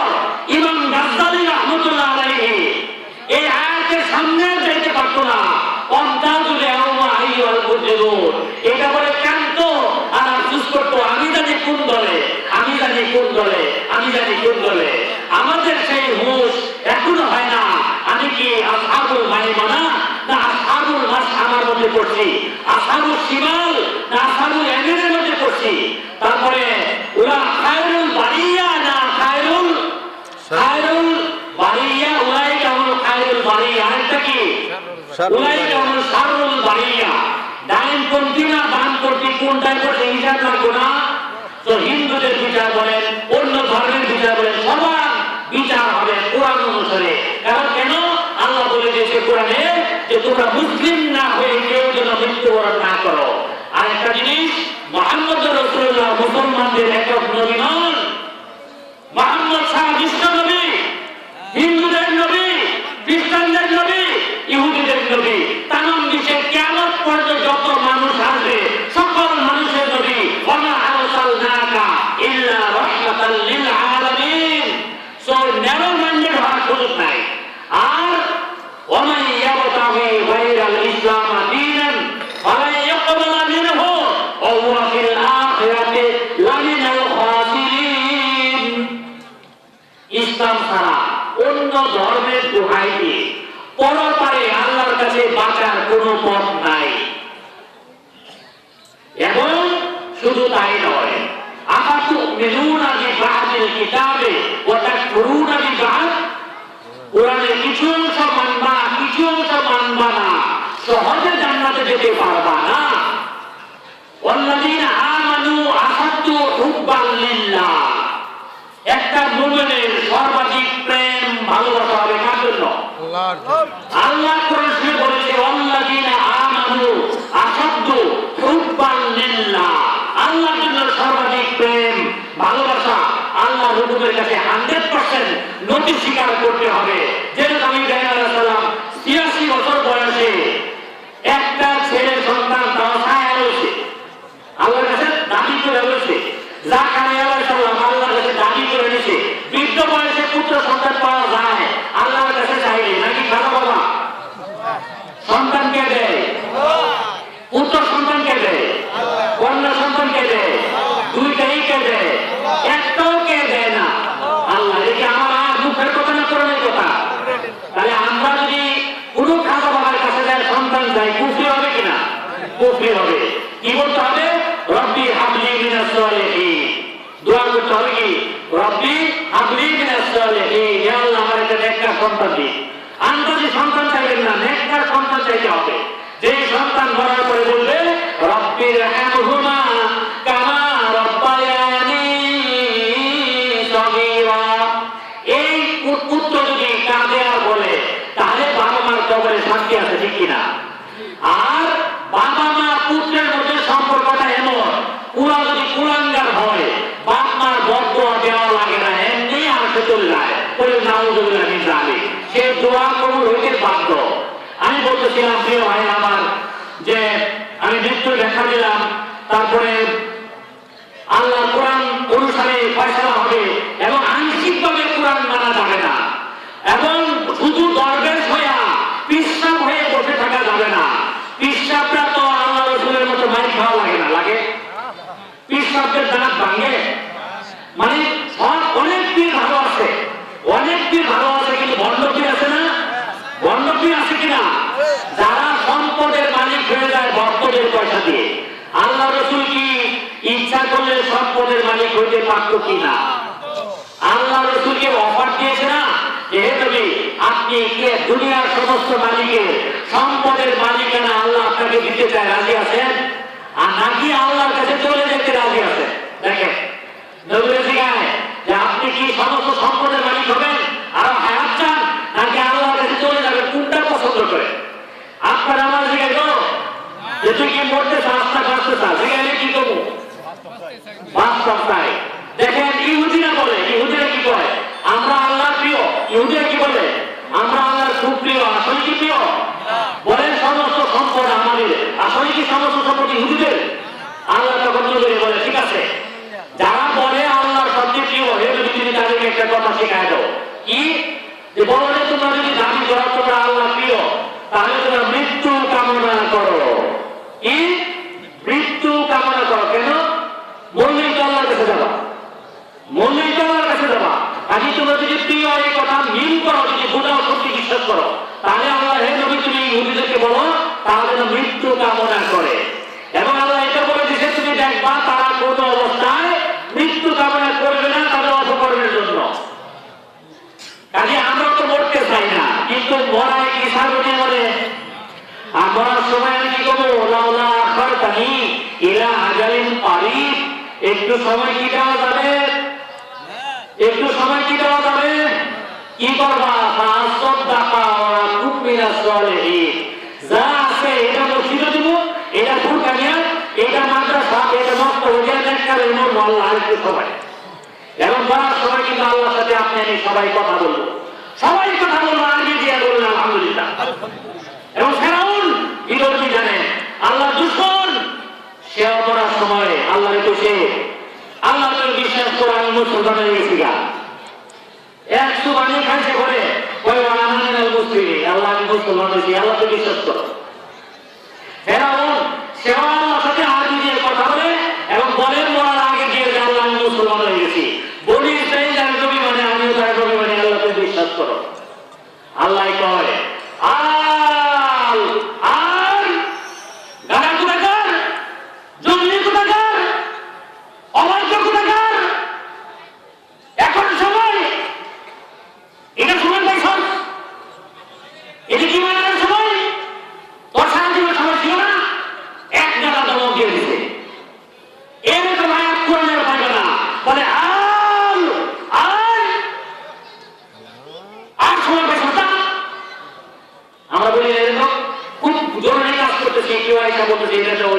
কেমন আছে বউ কেমন নিতে যাবে বলি কিনা বলি, আল্লাহ একটা ধমক করে দিচ্ছে। আর কি বলছে, আমি ইয়াউমা নুনাজ্জিকা বিবাদানিকা লিতাকুনা লিমান খালফাকা আয়া, তোর কোনো কথা আমি আর শুনবো না, তোরে মারবো আর তোর ডেড বডি আমি বসতে দিব না, তোর দেহ পোকায় খাবে না, তোর দেহ ব্যাকটেরিয়ায় খাবে না, তোর দেহ ফাঙ্গাসে খাবে না, তোর দেহ ভুলতায় খাবে না, তোর দেহ ওয়াস্টে খাবে না, তোর দেহ মেগটসে খাবে না। মরার পরে এখন গবেষণায় দেখা যায় 14 ধরনের পোকামাকড় আপনার আমার ডেড বডি খাবে, 14 ধরনের পোকামাকড়ের বংশবৃদ্ধি হবে, হাজার হাজার পোকামাকড় কবর থেকে বের হবে আপনার আমার শরীর খাইয়া। শরীরে কার্বন যাবে বাতাসে, শরীরে নাইট্রোজেন বাতাসে, শরীরের ফসফরাস মাটিতে, শরীরের নাইট্রোজেন মাটিতে এবং ফাইনালি বাতাসে, শরীরের অণু পরমাণু কিচ্ছু থাকবে না, যেভাবে আমার দেহে আসছিল সেইভাবে জায়গা মতো ছেড়ে যাবে, কিচ্ছু আমার বলে কিছু নাই। আর আত্মা, আত্মা তো বহু আগেই যাবে, মরার সময় যাবে। আত্মা আমার কাছে ছিল না, আল্লাহ 120 দিন হায়াতের দিন আমাকে অনুগ্রহ করে ফেরেশতাদের মাধ্যমে আত্মা আমার দেহে জুড়ে দিয়েছিল। আবার নিয়ে যাবে ফেরেশতাদের ইচ্ছে মতো, সিস্টেমেটিক অনুসারে, নিয়ম অনুসারে, কিতাবের মুআজ্জালা, কিতাবের ফয়সালা অনুসারে দিবে। এক মুহূর্ত আগেও নিবে না, পরেও নিবে না, লা ইস্তাখিরুনা সাআতাও ওয়া লা ইস্তাকদিমুন, এক মুহূর্ত আগেও মারবে না, পরেও মারবে না। এমনি ভাবে ফেরাউনের ডেড বডির ব্যাপারে আল্লাহ বলল তো ডেড বডি পচাবো না। আপনি অবাক হবেন, কোরআন শরীফের এই আয়াত এখন পর্যন্ত চ্যালেঞ্জ। আপনি মিশরে যান, মিশরের রয়্যাল মিউজিয়ামে ঢুকেন, ফেরাউনের ডেড বডি পাবেন অক্ষত, অক্ষয়, অক্ষয়। যে ডেড বডি নীল দরিয়া থেকে মৃত্যুর 3000 বছর পরে ওঠানো হয়, ডেড বডি পচে নাই, পচে নাই, পচে নাই। কেন আল্লাহ বলছে আমি পচাবো না? আল্লাহ কোরআন টিপায় শুনে, ব্যাকটেরিয়ায় শুনে, ফাঙ্গাসে শুনে, মশায় শুনে, মাছিয়ে শুনে, আগুনে শুনে, শুনে কিনা? আগুনে বলে নাই ইব্রাহিমের আগুন নমরুদ জ্বালাইছে, বলে পুরানোর জন্য 6 মাস পরে আগুন জ্বালাইছে না? তারপরে বিশাল আগুন একদম দাউ দাউ করে দূর থেকে দেখা যায়। ইব্রাহিমকে ফালাইব কেমনি আর বুদ্ধি হয় না, মাঝখানে ফালাইতে চায়। শয়তানের বুদ্ধিতে সরল করে গেছে, খেয়ালে খাওয়ার মধ্যে খ্যাপ তুলুন যেমনে এমনি বাইন্দা ইব্রাহিমকে ফালাইছে আগুনের মাঝখানে নমরুদ করে নাউজুবিল্লাহ। আল্লাহ কি বলেছে, ইয়া নারু কুনি বারদান ওয়া সালামান আলা ইব্রাহিম। ইব্রাহিমের জন্য এয়ার কন্ডিশনার, শুধু ঠান্ডা হয়নি না, সালাম শব্দটা লাগাইছে, শান্তিদায়ক ঠান্ডা হইবে, এমন ঠান্ডা আমার নবী যাতে কোনো কষ্ট না হয়, বলুন আলহামদুলিল্লাহ। ইব্রাহিম আগুন থেকে বের হওয়ার পরে বলেছে, আমি যতদিন দুনিয়াতে বেঁচে ছিলাম এই পর্যন্ত হায়াতে জিন্দেগিতে সবচেয়ে শান্তিতে ছিলাম যেই কয়দিন আমি নমরুদের আগুনে ছিলাম, বলুন আলহামদুলিল্লাহ। আগুন আল্লাহর হুকুম 100% মানে। ফেরাউনের দেখবটে একটা বিজাতীয়, একটা আল্লাহর শত্রু, আল্লাহর দুশমন, একটা কুলাঙ্গারের দেখবটে আল্লাহর কমান্ডে প্রকামতে পানির মধ্যে পড়ে পৌঁছে নেয়। কোরআনের আয়াত কি একবার বিশ্বাসের দাবি না বাস্তবে দেখে বিশ্বাস করা যাবে? বাস্তব প্রমাণ। প্রিয় ভাইয়ের আমার, আবু লাহাবের নামে সূরা আসছে না? আবু লাহাব বাড়িতে থাকতে না করতে বেঁচে থাকে 10 বছর ছিল আবু লাহাবের সময় কোরআনের আয়াতকে মিথ্যা প্রতিপন্ন করার জন্য। কিন্তু সে যদি বলতো আমি ঈমান আনছি, হে নবী, হে মুহাম্মদ, আমি ঈমান আনছি, তোমার চাচা আমি ঈমান আনলাম, তোমার আয়াত তো ব্যর্থ হয়ে যাবে, তোমার সূরা তো ক্যান্সেল হয়ে যাবে। ওই 10 বছরের মধ্যে তো ভালো না। তারপরে আল্লাহ যে সিল মানে ফাইনাল সিল, ওয়ালান তাজিদা লিসুন্নাতিল্লাহি তাবদীলা। এমন কোরআনের বিষয় জিনিসগুলি লা ইয়াতিহিল বাতিলু মিন বাইনি ইয়াদাইহি ওয়ালা খালফিহি তানজিলুম মিন হাকীমিন হামীদ। এই কোরআনের জায়গায় জায়গায় পাতায় পাতায় আল্লাহ বডিগার্ডের মতো আল্লাহ বিভিন্ন অলৌকিক শক্তি দিয়ে গার্ড দিয়ে কোরআনকে পরিবর্তন সংস্করণ থেকে ঠেকায়, বলুন আলহামদুলিল্লাহ। সেই কোরআনের অনুসারী দাবি করে আপনি আমি এখানে হাজির হওয়ার চেষ্টা করছি, বলুন আলহামদুলিল্লাহ। প্রিয় ভাইরা আমার, আল্লাহর কোরআনের সাক্ষী পাহাড় দেয়, পর্বত দেয়, গাছপালা দেয়, জমিন দেয়, জিন্দা দেয়। আপনার আমার কাছে সেই লৌহে মাহফুজের কোরআন ঘরে ঘরে আছে। আর আল্লাহ রাসূল এই কোরআনের জন্য উহুদ, কোরআন রক্ষার জন্য বদর, কোরআন রক্ষার জন্য খান্দক, কোরআন রক্ষার জন্য হুনাইন, কোরআন রক্ষার জন্য খায়বর, কোরআন রক্ষার জন্য তাবুক, কোরআন রক্ষার জন্য হুনাইন, কোরআন রক্ষার জন্য মুতার যুদ্ধ, কোরআন রক্ষার জন্য রাসূলকে 17টি এবং সর্বোচ্চ 27টি বা 30টি যুদ্ধে অংশগ্রহণ করতে হয়েছে। কোরআনের কর্ম, কোরআনের আয়াত সমাজে প্রতিষ্ঠা করার জন্যই। আপনি যদি বলেন চুলের হাত কাটা বর্বরায়, ঈমান থাকে? যদি বলেন চুলের হাত কাটা বর্বরায়, ঈমান থাকে? থাকে না। কে বলছে এটা? হাত কাটতে বলছে কে? আল্লাহ। আর আপনি আমি কোন ক্ষমতা বলে, কোন জ্ঞান বলে, কোন অধিকার বলে, কোন রাষ্ট্রীয় ক্ষমতা বলে বলবো যেটা বর্বরায়, অসভ্য আইন, ঈমান থাকতে পারে না। আর এই কোরআন আপনি যদি চুলের হাত কাটেন, তার আগে যদি চুলের হাত কাটেন, তাহলে কি আপনার পক্ষে রাষ্ট্র কাজ করবে? নাকি পুলিশে ধরে 2টা দিয়া 4টা বাড়ি দিয়া থানায় নিয়ে যাবে? না। কেন? তুই কোরআনের আইন দিয়ে বিচার করছিস কেন? করবে কিনা? জিনার বিচার, যদি বিবাহিত পুরুষ জিনা করে তাকে পাথর ছুঁড়ে মারতে হবে, এটা কি বর্বর আইন নাকি কোরআনের আইন? কোরআনের আইন। আপনি যদি একটা জিনাকার কি সমাজে আসে না নাই? বিবাহিত জিনাকার আসে না নাই? এই বিবাহিত জিনাকারকে যদি আপনি সঙ্গে ছাড় করেন, রাষ্ট্রীয় আইন কি আপনার পক্ষে যাবে না বিপক্ষে যাবে? কিন্তু আপনার জেলজারি হবে কিনা? হবে। তার মানে মুহাম্মদ সাল্লাল্লাহু আলাইহি ওয়াসাল্লাম কোরআনের আইন রাষ্ট্রে না গেলে সব কোরআনের অংশ মানা যাবে না। সত্য কিনা? বিশ্বাস করেন কিনা? আল্লাহ বলে চুলের হাত কাটতে পারবে কিনা? বিবাহিত হলে নারী হোক পুরুষ হোক তাকে সঙ্গে তার পাথর ধরে মারতে পারবেন কিনা? আপনি বলতে পারেন তাহলে তো অনেক মানুষ মারা করবো।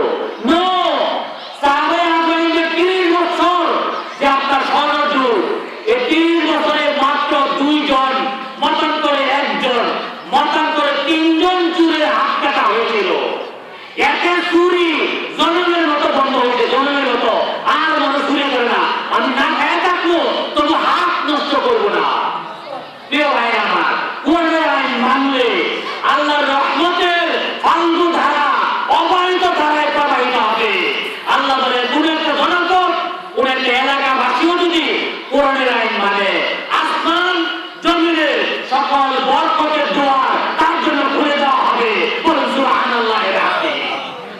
দেখেন সৌদি আরবে রাজতন্ত্র আছে, ইসলামের পক্ষে সত্যি না বিপক্ষে? রাজতন্ত্র ইসলামে আছে নাই, কিন্তু সৌদি আরব গায়ের জোরে রাজতন্ত্র ধরে রাখছে নানান ভাবে নানান কৌশলে, কিন্তু কয়েকটা কোরআনের আইন মানে পর্দার ব্যাপারে স্ট্রিক্ট, ইরানে সৌদি আরবের সুরানে পর্দার ব্যাপারে স্ট্রিক্ট, খুবই শক্ত অবস্থানে, ফলে নারী নির্যাতন কম না বেশি? আর আমেরিকায় নারী নির্যাতন কম না বেশি? জুড়ে বলে ইউরোপে নারী নির্যাতন কম না বেশি? ইন্ডিয়াতে নারী নির্যাতন কম না বেশি? বাংলাদেশে নারী নির্যাতন কম না বেশি? সৌদি আরবে, ইরানে, সুদানে কেন কয়েকটা কোরআনের আইন মানে? আমার কাছে একজন আসছে, ইরানে যাবে একটা সেমিনারে, মানে ইংলিশে একটা চিঠি আসছে, ইনভাইটেশন লেটার আমার কাছে আসছে এটা বুঝাই দেওয়ার জন্য। আপনারা চিনবেন বলে আমি বলতেছি না, কে আমাদের এলাকার এক লোক ইরানে যাওয়ার পয়সা ইরানের একটা গ্র্যান্ড রাষ্ট্রীয় অনুষ্ঠানে যাবে, চিঠিটা নিয়ে আসছে এটা অর্থ বুঝাই দেওয়ার জন্য, ইংলিশে লেখা। ওইখানে লেখা any attempt to shake your hands with female will be dealt with heavy hand. চিঠিতে লেখা, বাংলাদেশ থেকে যাবে ইরানে, চিঠিতে লেখা any attempt to shake hand with female of that country would be dealt with heavy hand. অর্থাৎ কোন নারীর সাথে মুসাফা করার কোন প্রত্যক্ষ বা পরোক্ষ আগ্রহ থাকে, এটা শক্তভাবে মোকাবেলা করা হবে। রাষ্ট্রীয়ভাবে চিঠিতে লিখে দিয়েছে বাংলাদেশের অভিনয় চিঠির মধ্যে, বলুন আলহামদুলিল্লাহ। সেই দুই একটা আইন মানে বলে সৌদি আরবের জমিনের নিচে দেখে তেল দিয়া আর স্বর্ণ দিয়া আল্লাহ কি করছে। ভ্রমণ করেন মক্কা মদিনা, গাছপালা নাই, ধান ক্ষেত নাই, পাট ক্ষেত নাই, কিন্তু খাদ্যের অভাব, সম্পদের অভাব, আর তারপরে বাড়ি বাড়ি বউ তো একটা না, বউ সৌদি আরবে কম থাকে মনে করে গরিব, বউ যদি কম থাকে সৌদি আরবে মনে করে গরিব, আর বউ বেশি থাকে মনে করে কিছু সম্পদ ঘুরে দাঁড়াচ্ছে। তো কিছু কিছু কোরআনের আইন মানাতে দেখেন কত শান্তি। আর আল্লাহ রাসূল মুহাম্মদ 23 বছর সাধনা করে চেষ্টা করে রক্ত দিয়ে অজস্র সাহাবী শহীদ হওয়ার মাধ্যমে কোরআনকে রাষ্ট্রে দিয়েছেন, চুলের হাত কাটার আইন দিয়েছেন। উনি বলেছেন একটা সম্ভ্রান্ত বংশের একজন চুরি করার পরে তার কাছে সুপারিশ এসেছিল তাকে মুক্তি দেওয়া যায় কিনা। আল্লাহ রাসূল বলেছে আমার মুহাম্মদের কন্যা ফাতেমা যদি চুরি করে তার জন্য হাত কাটা বিধান, বলুন আলহামদুলিল্লাহ। এইভাবে মদের আইন, চুরির আইন, জিনার আইন, ব্যভিচারের আইন, কেসাতের আইন, চোখের চোখের বদলে চোখ, কানের বদলে কান, সিনার বদলে সিনা, দেহের বদলে দেহ, হত্যার বদলে হত্যা। এইভাবে কোরআনের সকল আয়াত রাষ্ট্রে প্রতিষ্ঠার মাধ্যমে কোরআনের সমাজ পুরা আরাবিয়ান পেনিনসুলার মধ্যে কায়েম করতে ওনাকে যুদ্ধ করতে হয়েছে, রক্ত দিতে হয়েছে, জেল কাটতে হয়েছে। 3 বছর শিবে আবু তালিবে গাছের মোটা পাতা খাইতে হয়েছে। বলুন সুবহানাল্লাহ ওয়া বিহামদিহি। আপনি আমি যদি আজ মনে করি কোরআনের কিছু অংশ মানব, বাজারে মানব না, মসজিদে মানব, বিয়ার সময় খুতবা হুজুরে দিব, আর ব্যবসার সময় মাল কম দিব। আপনি মাল কম দিবেন, যে মাল কিনে সে মনে মনে চাই যদি একটু বেশি পাইতাম, যে মাল বেচে সে মনে মনে চায় যদি মাল একটু কমা দিতে পারতাম। দুই জায়গায় কিন্তু শয়তান এত সক্রিয়। আপনি আমি যেখানে বসে আছি সবার মনে কম বেশি এই মাহফিলে শয়তান কিন্তু ফাঁকে ফাঁকে ঢোকে, আল্লাহু আকবার বলে দৌড় দেয়, কোরআনের আয়াত শুনে দৌড় দেয়, আবার চলে আসে। নামাজে একামত দিচ্ছেন, দৌড়ায় চলে যায়, আবার চলে আসে। একামত দিচ্ছেন, দৌড়ায় চলে যায়, আযান দিচ্ছেন, দৌড়ায় চলে যায়, আবার চলে আসে। এইভাবে আপনি কোরআনের রাজ কায়েম করতে গেলে, পুরোপুরি মানতে গেলে আপনার উপর জেল আসবে, জুলুম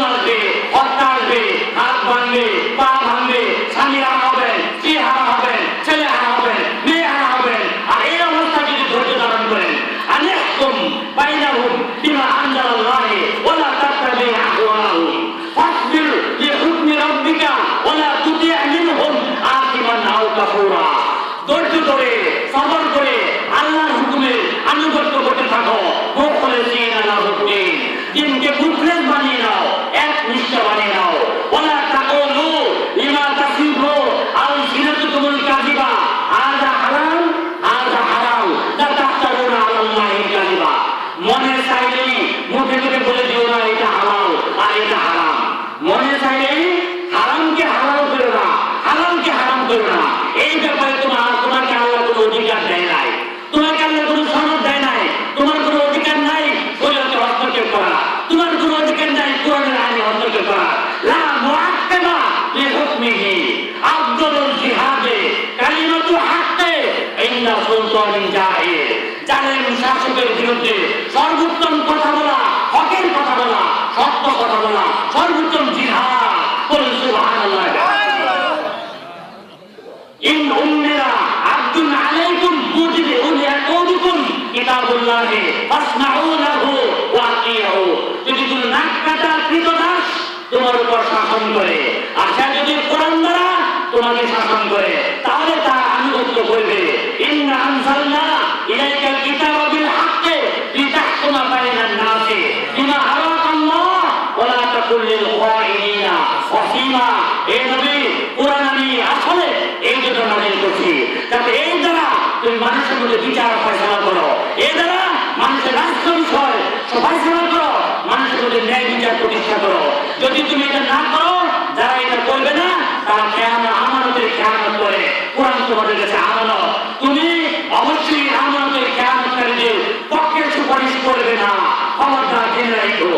আল্লাহ বলছে তোমাদের জন্য যত ব্যবস্থা জীবন উপকরণ দেওয়া হয়েছে এইসবের কোনটিকে তোমার মন মতো হারাম আর হালাল করার অধিকার তোমার নাই। কাজী কোরআনকে আল্লাহ বলছে উদখুলু ফিস-সিলমি কাফা, পরিপূর্ণরূপে ঢোকেন কোরআনে মজা পাবে। কোরআন আপনাকে টানবে, চুম্বকের মতো আকৃষ্ট করবে। কোরআনের ধ্যানে মগ্ন হবে, আয়াত করলে চোখ দিয়ে পানি আসবে। কোরআনে কি সুর, কি মাধুর্য, আল্লাহ রাসূল কি সুরে পড়তেন। আর আল্লাহ হাসরের ময়দানে আপনাকে আমাকে কোরআন শরীফ পাঠ করে শোনাবেন। বলুন আলহামদুলিল্লাহ। আল্লাহ বলবে আর রহমান বলবে না, আল্লাহ বলবে আর রহমান। আর রহমান কি বলবে? আনার রহমান আল্লামাল কোরআন খালাকাল ইনসান আল্লামাহুল বায়ান। এটা আল্লাহ নিজের ভাষায় হাসরের মাঠে তেলাওয়াত করে শোনাবে। বলুন সুবহানাল্লাহ। হযরত দাউদ আলাইহিস সালামকে আল্লাহ বলবে এত সুন্দর সুর ছিল, তুমি হাসরের সমস্ত মানুষকে কোরআন তেলাওয়াত করে শোনাও।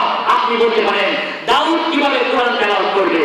আল্লাহ ঘোষণা দেওয়ার সাথে সাথে দাউদ কোরআনের হাফেজ হয়ে যাবে, বলার সাথে সাথে তার হৃদয়ের কাছে কোরআন ঢুকে যাবে। বলুন সুবহানাল্লাহ।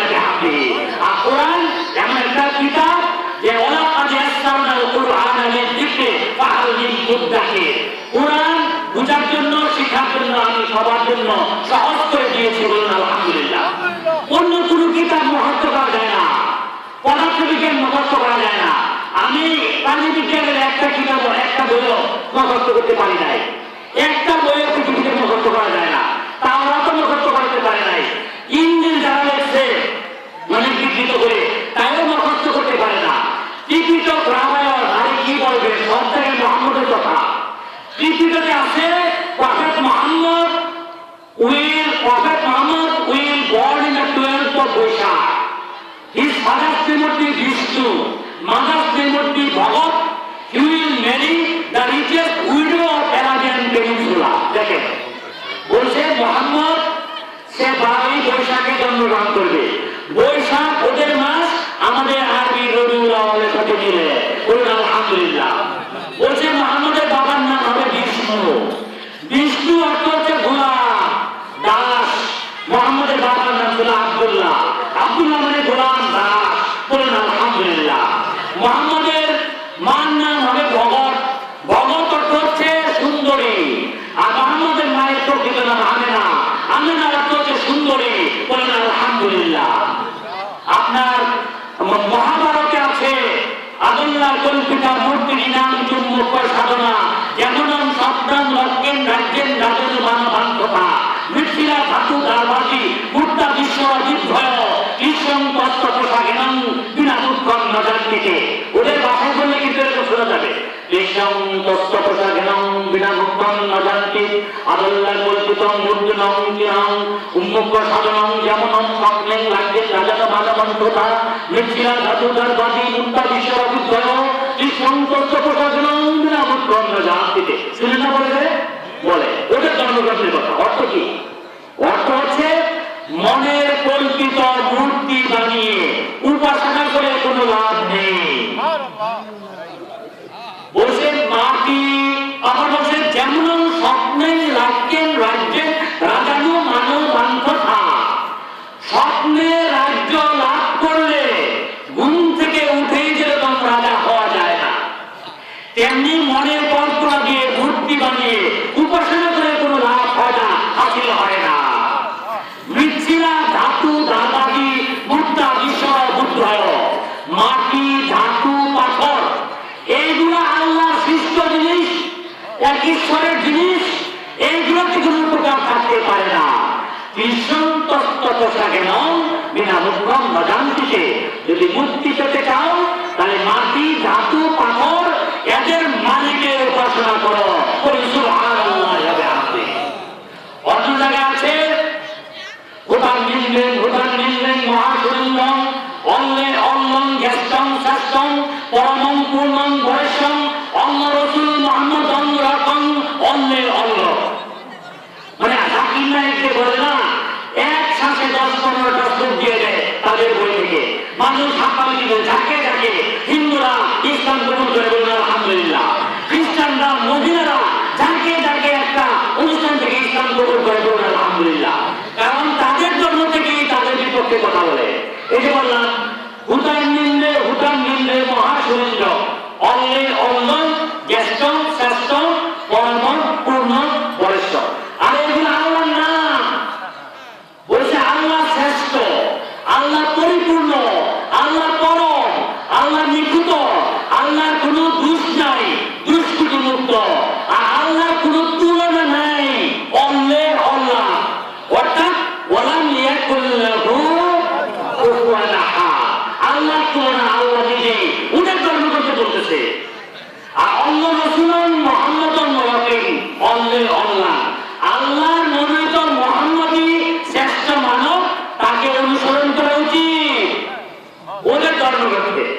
আলহামদুলিল্লাহ। তো কাজে ওদের ধর্মগ্রন্থের শত শত জায়গা থেকে পাওয়া যাবে মুহাম্মদের আগমন বার্তা। কেন এরা আসে না? একটা ইগো কাজ করে, ইগো। আরে বাপদাদাই চলে এসে কেমনে না করি, বাপদাদার মুখে কেমনে গালি দিই। আর কোরআন কি সবার জন্য পড়া বাধ্যতামূলক না কেউ কেউ করলেই হবে? আর হিন্দু ধর্মে অন্য অনেক ধর্মে শুধু তারা করে পৌরোহিত। পৌরোহিত মন্দিরে অথবা অন্য পূজা উপাসনার এই এরা পাঠ করবে, সাধারণ মানুষের জন্য অনেক ধর্মগ্রন্থি খোলা না। আর কোরআন আল্লাহু আকবার সবার জন্য। এবং কোরআন পড়াকে আল্লাহ বলেছে মান ক্বারাআ হারফাম মিন কিতাবিল্লাহি ফালাহু হাসানাতুন ওয়াল হাসানাতু বিআশরি আমসালিহা। কোরআন শরীফের একটা অক্ষর পড়লে 10টা নেকি। বলুন আলহামদুলিল্লাহ। আলিফ লাম মিম, আলিফ একটা, লাম একটা, মিম একটা, 30টা নেকি। বলুন আলহামদুলিল্লাহ। আল্লাহ রাসূল বলেছে ইন্নাল্লাযী লাইসা ফি জাওফিহি শাইউন মিনাল কুরআনি কাল বাইতুল খরিফ। যার ভিতরে হৃদয়ে দিলে মনে মগজে মস্তিষ্কে কোরআনের কিছু অংশ নাই, সে হচ্ছে একটা বিরান ঘর। কি বলেছে?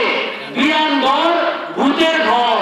সেই ঘর জঙ্গলে থাকে না, শিয়াল যায়, সাপ যায়, বিচ্ছু যায়, পোকা যায়, অন্ধকার, ভূত থাকে, পেট্টু থাকে, ভয় লাগে, মাকড়সা থাকে, একদম একটা ভূতের বেড়াল ঘর আছে না জঙ্গলে আছে। বলছে কোরআন ছাড়া মানুষটা এরকম একটা বিরান ঘরের মতো। বলুন নাউযুবিল্লাহ জানে। আর অন্যান্য ধর্মে সবাই করতে পারবে না, শুধু পৌরোহিতের কাছে যেতে হবে। কেন? আপনি জ্ঞান নাই, আল্লাহ ভাই তোমাকে এরম নাই, তোমাদেরকে এমন জ্ঞান দেয় নাই, তোমাদেরকে এমন বয়স দেয় নাই যে ইচ্ছা করলেই তুমি সত্যটাকে জানতে পারতে। ইহুদিরা কেন আসে না? মুহাম্মদ তো গরিব কেন? ইহুদিরা কেন আসে না? মুহাম্মদ তো গরিব কেন? গরিব বংশে কেন? তাদের বংশে কেন আসবে না? আরে আবার অনেক যুগের মুহাম্মদ বারবার ভাই আমরা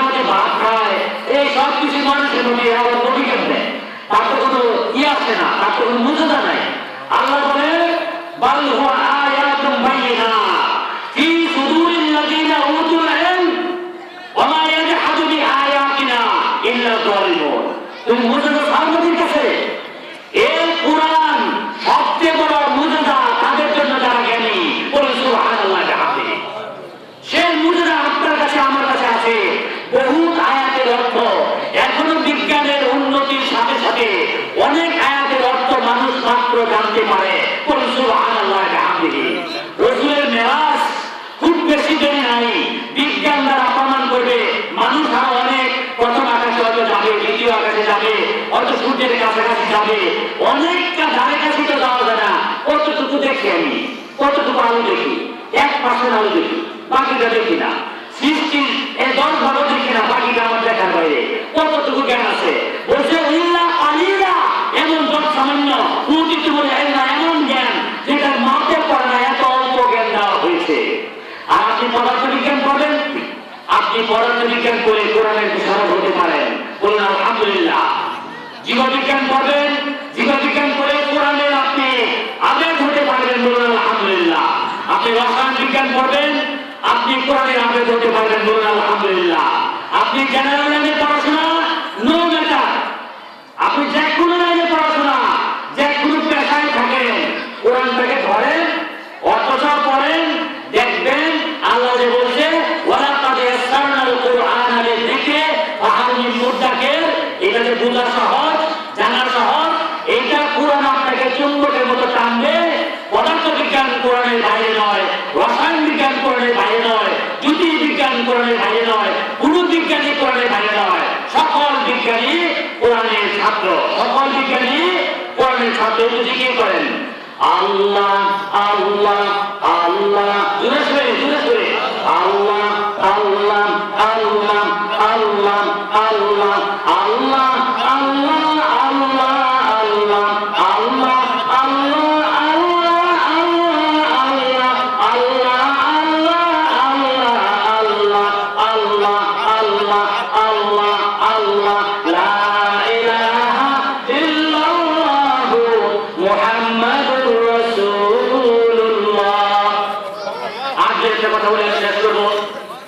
আপনারা নামাজ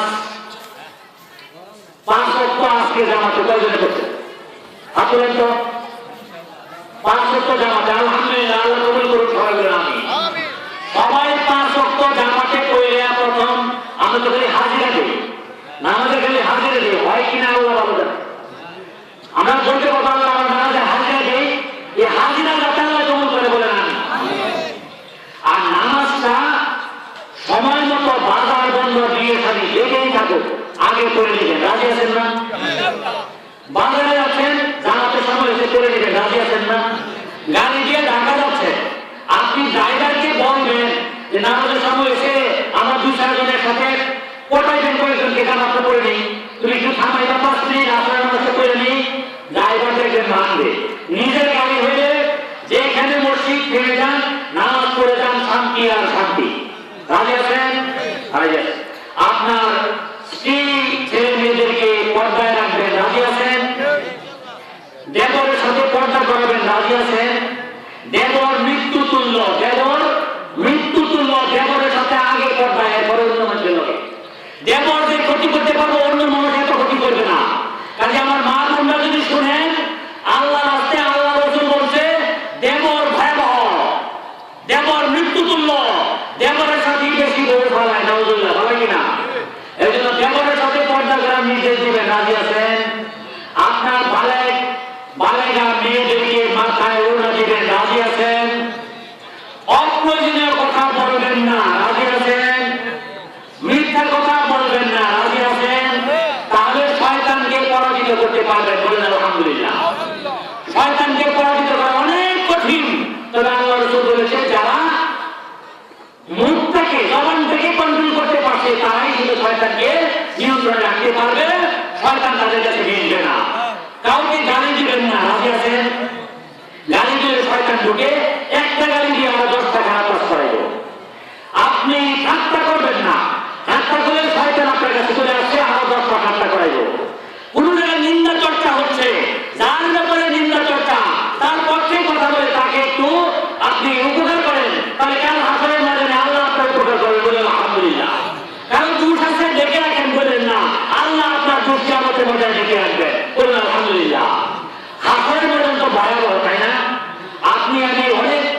বিচারপতি অন্ধ হয়ে উঠবে, যারা ন্যায় বিচার করে না তারা অন্ধ হয়ে উঠবে, সহিহ হাদিস অন্ধ হয়ে হাসরের মাঠে উঠবে ওই বিচারপতিরা যারা ন্যায় বিচার করে না। এগুলো নাউজুবিল্লাহ। আর যারা ঘুষ খায়, যারা সুদ খায়, যারা টাকা নিয়ে মানুষের চাকরি দেয়, তারা শুকরের মতো উঠবে, বলুন নাউজুবিল্লাহ। যারা আপনার হক খাইছে, আপনার চাকরি হওয়ার কথা, পয়সা নিয়ে, আল্লাহ রাসূল বলেছে পয়সার বিনিময়ে, ঘুষের বিনিময়ে, সুদের বিনিময়ে যে আপনাকে বঞ্চিত করলো কোনো পথ থেকে, হক থেকে, সে ফাকাদ খানাল্লাহ ওয়া রাসূলুহু ওয়াল মুমিনিন, আল্লাহর সাথে রাসূলের সাথে সমস্ত বিশ্বাসীর সাথে বিশ্বাসঘাতকতা করলো, সেও কাল হাসরের ময়দানে মাতালের মতো উঠবে, মাতালের মতো মাতাল, বলেন নাউজুবিল্লাহ। আর গীবতকারী, চুগলখড়ি, পরনিন্দাকারী, মিথ্যাচারী আপনার গন্ধনের জামা গায়ে দিয়ে উঠবে, দুর্গন্ধ ছড়াবে। মিথ্যা কথা বলি, কপাল কাটতে থাকে, গাল কাটতে থাকে, এইভাবে উঠবে। কারো জমিন খাইছেন, ওই খাওয়ার জমিন ঢাকতে থাকবে। কারো গরু চুরি করছেন, আম্বা আম্বা করবে। কারো ছাগল চুরি করছেন, ব্যাগে করবে।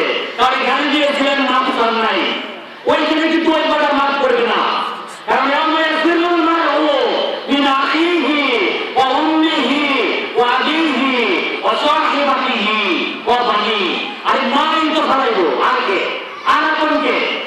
মা পড়াবে, ভাই পড়াবে, আত্মীয় স্বজন পড়াবে, বন্ধু বান্ধব পড়াবে, সবাই নিজের প্রত্যেকে নিজেকে নিয়ে ব্যস্ত। সব নবীরা কেউ ভয়ে আল্লাহর ক্রোধে হুঙ্কারে মালিক ইয়াউমিদ্দিন আমরা বলি, কি ভয়াবহ দিনের কথা সূরা ফাতিহার মধ্যে পড়ি, অথচ সেই ভয়াবহ দিনের স্মৃতি হৃদয়ে থাকলে নামাজ আবার মন বসে না কেমনে? মালিক ইয়াউমিদ্দিন, ওয়া মা আদরাকা মা ইয়াউমিদ্দিন, সুম্মা আদরাকা মা ইয়াউমুদ্দিন, ইয়াওমা লা তামলিকু নাফসুন লিনাফসিন শাইআ ওয়াল আমরু ইয়াওমাইযিন লিল্লাহ। সকল কিছুর সার্বভৌম ক্ষমতা, সিদ্ধান্তের ক্ষমতা, এখতিয়ার আল্লাহর হাতে থাকবে। আসমান জমিনকে হাতের মুষ্টিতে রেখে আল্লাহ অহংকার তাকাব্বুরি প্রকাশ করবে। কারো মুক্তি নাই আল্লাহর প্রশ্নের উত্তর না দিয়ে। ব্যক্তিগতভাবে হাজিরা, মা বাপ যার কাছে নাই, সেই দিন আমার খুব কাছাকাছি, সেই দিন আমার কি হবে? সেই মালিক ইয়াউমিদ্দিন সূরা ফাতিহার মধ্যে পড়ি। আর বলে নামাজে বলে মন থাকে না, নামাজে আল্লাহ রাসূল দাঁড়াইলে সূরা বাকারা শেষ, সূরা নিসা শেষ, সূরা ইমরান শেষ, তবু খুঁজে যায় না, পা ভুলে গেছে, রাতের 2/3 শেষ, 3টা বিশাল সূরা শেষ, রুকুতে যে 3 সূরা পড়তে ততক্ষণ, সেজদায় যে 3 সূরা পড়তে ততক্ষণ, এইভাবে দ্বিতীয় রাকাত। এত ইবাদত গুজার আল্লাহ রাসূল ছিলেন, বলুন সুবহানাল্লাহ। আর আপনি আমি কি চিন্তা দেই? কয়জনে তাহাজ্জুদ রাত্রি গুজার করি, রাত্রে জাগিয়ে কাঁদি, কতজন আলেম আমরা আসি, কতজন আলেম আমরা আসি। ইমাম গাজ্জালী বলেছেন, ইল্লাম তাকুনিল উলামাউ আউলিয়া আল্লাহি ফালাইসা লিল্লাহি ওয়ালিয়্যু। আলেমদের মধ্যে যদি আল্লাহর ওলি হওয়া কেউ না থাকে, তাহলে আর কেউ ওলি হতে পারবে না। আপনার আমার সকলের জন্য কোরআনকে যত বেশি ধরব, ততই আমি ইন্না আকরামাকুম ইনদাল্লাহি আতকাকুম মর্যাদার অধিকারী হব। আর যত বেশি কোরআন আমার ভিতরে, তত আমি আল্লাহর কাছে থাকবো, তত সাহস থাকবে কাল হাসরের মাঠে অন্তত ভবিষ্যতে হয় হাউজে কাউসারের দ্বারে, না হয় সিরাতের দ্বারে, না হয় আল্লাহু আকবার আর সিরাতের দ্বারে, না হয় হাউজে কাউসারের দ্বারে, না হয় মিজানের দ্বারে। এক জায়গায় দেখা হতে হবে। আর হাউজে কাউসার আপনি তো পড়েছেন, ইন্না আতাইনাকাল কাউসার, আরে কাউসারের ব্যাখ্যাটা করেন না, দেখেন না কি মজা লাগে কোরআন পড়লে। কাউসার কতটুকু আপনারা দেখেন না, কাউসারের শরবত কেমন দেখেন না, কাউসারের পান পাত্র উচ্চসিত অজস্র পান পাত্র আল্লাহ রাসূল বলেছে, আকাশে যত তারকা দেখো, এর চেয়ে বেশি পান পাত্র হাউজে কাউসারের ধারে তোমাদের জন্য সাজানো থাকবে। আমি তোমাদের তৃষ্ণা নিবারণ করবো, বলুন আলহামদুলিল্লাহ। সেই নবীর মিল্লাতে, সেই রসুলের মিল্লাতে হঠাৎ করে যাওয়া যাবে না। সারা জীবন ইসলামের উপর, কোরআনের উপর, প্রকৃত কোরআনের দাওয়াতের উপর, কমপ্লিট কোরআনের সব বিষয়ের উপর, সামাজিক কোরআনের উপর, রাষ্ট্রীয় কোরআনের উপর, সংবিধানের কোরআনের উপর, বঙ্গভবনের কোরআন যাবে, এই বিশ্বাসের উপর আপনাকে একদিন রাখতে হবে, আমল করতে হবে। জান মাল ইন্নাল্লাহ আশতারা মিনাল মুমিনিনা আমালাহুম ওয়া আনফুসাহুম বিআন্না লাহুমুল জান্নাহ ইউকাতিলুনা ফি সাবিলিল্লাহ ফায়াকতুলুনা ওয়া ইয়াকতুলুন। আপনার জান মাল আল্লাহ বেহেশতের বিনিময়ে কিনে ফেলেছেন, কিনছে আল্লাহ বলে।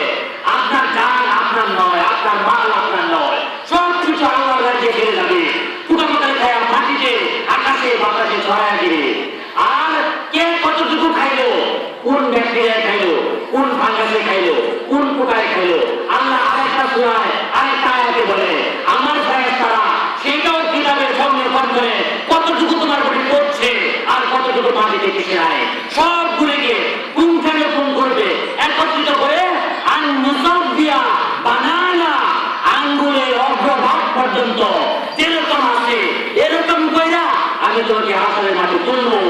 সেই দিন খুব কাছে, আসুন আমরা সেই দিনের ভয়ে ভীত হয়ে নামাজটাকে আরো মন দিয়ে, প্রাণ দিয়ে, ক্ষুধাভুতি দিয়ে থাকতে পারি, কোরআনের সৈনিক হতে পারি, ইসলামের পথে মুজাহিদিন হতে পারি, তাকওয়াবান হতে পারি, ঈমানদার হতে পারি, কবরের যোগ্যতা, হাসরের যোগ্যতা, মিজানের যোগ্যতা, নবীর শাফাত পাওয়ার যোগ্যতা অর্জন করতে পারি। সবাই বলুন আমিন, আমিন, আমিন। ওয়া আখিরু দাওয়ানা আলহামদুলিল্লাহি রাব্বিল আলামিন। আসসালামু আলাইকুম।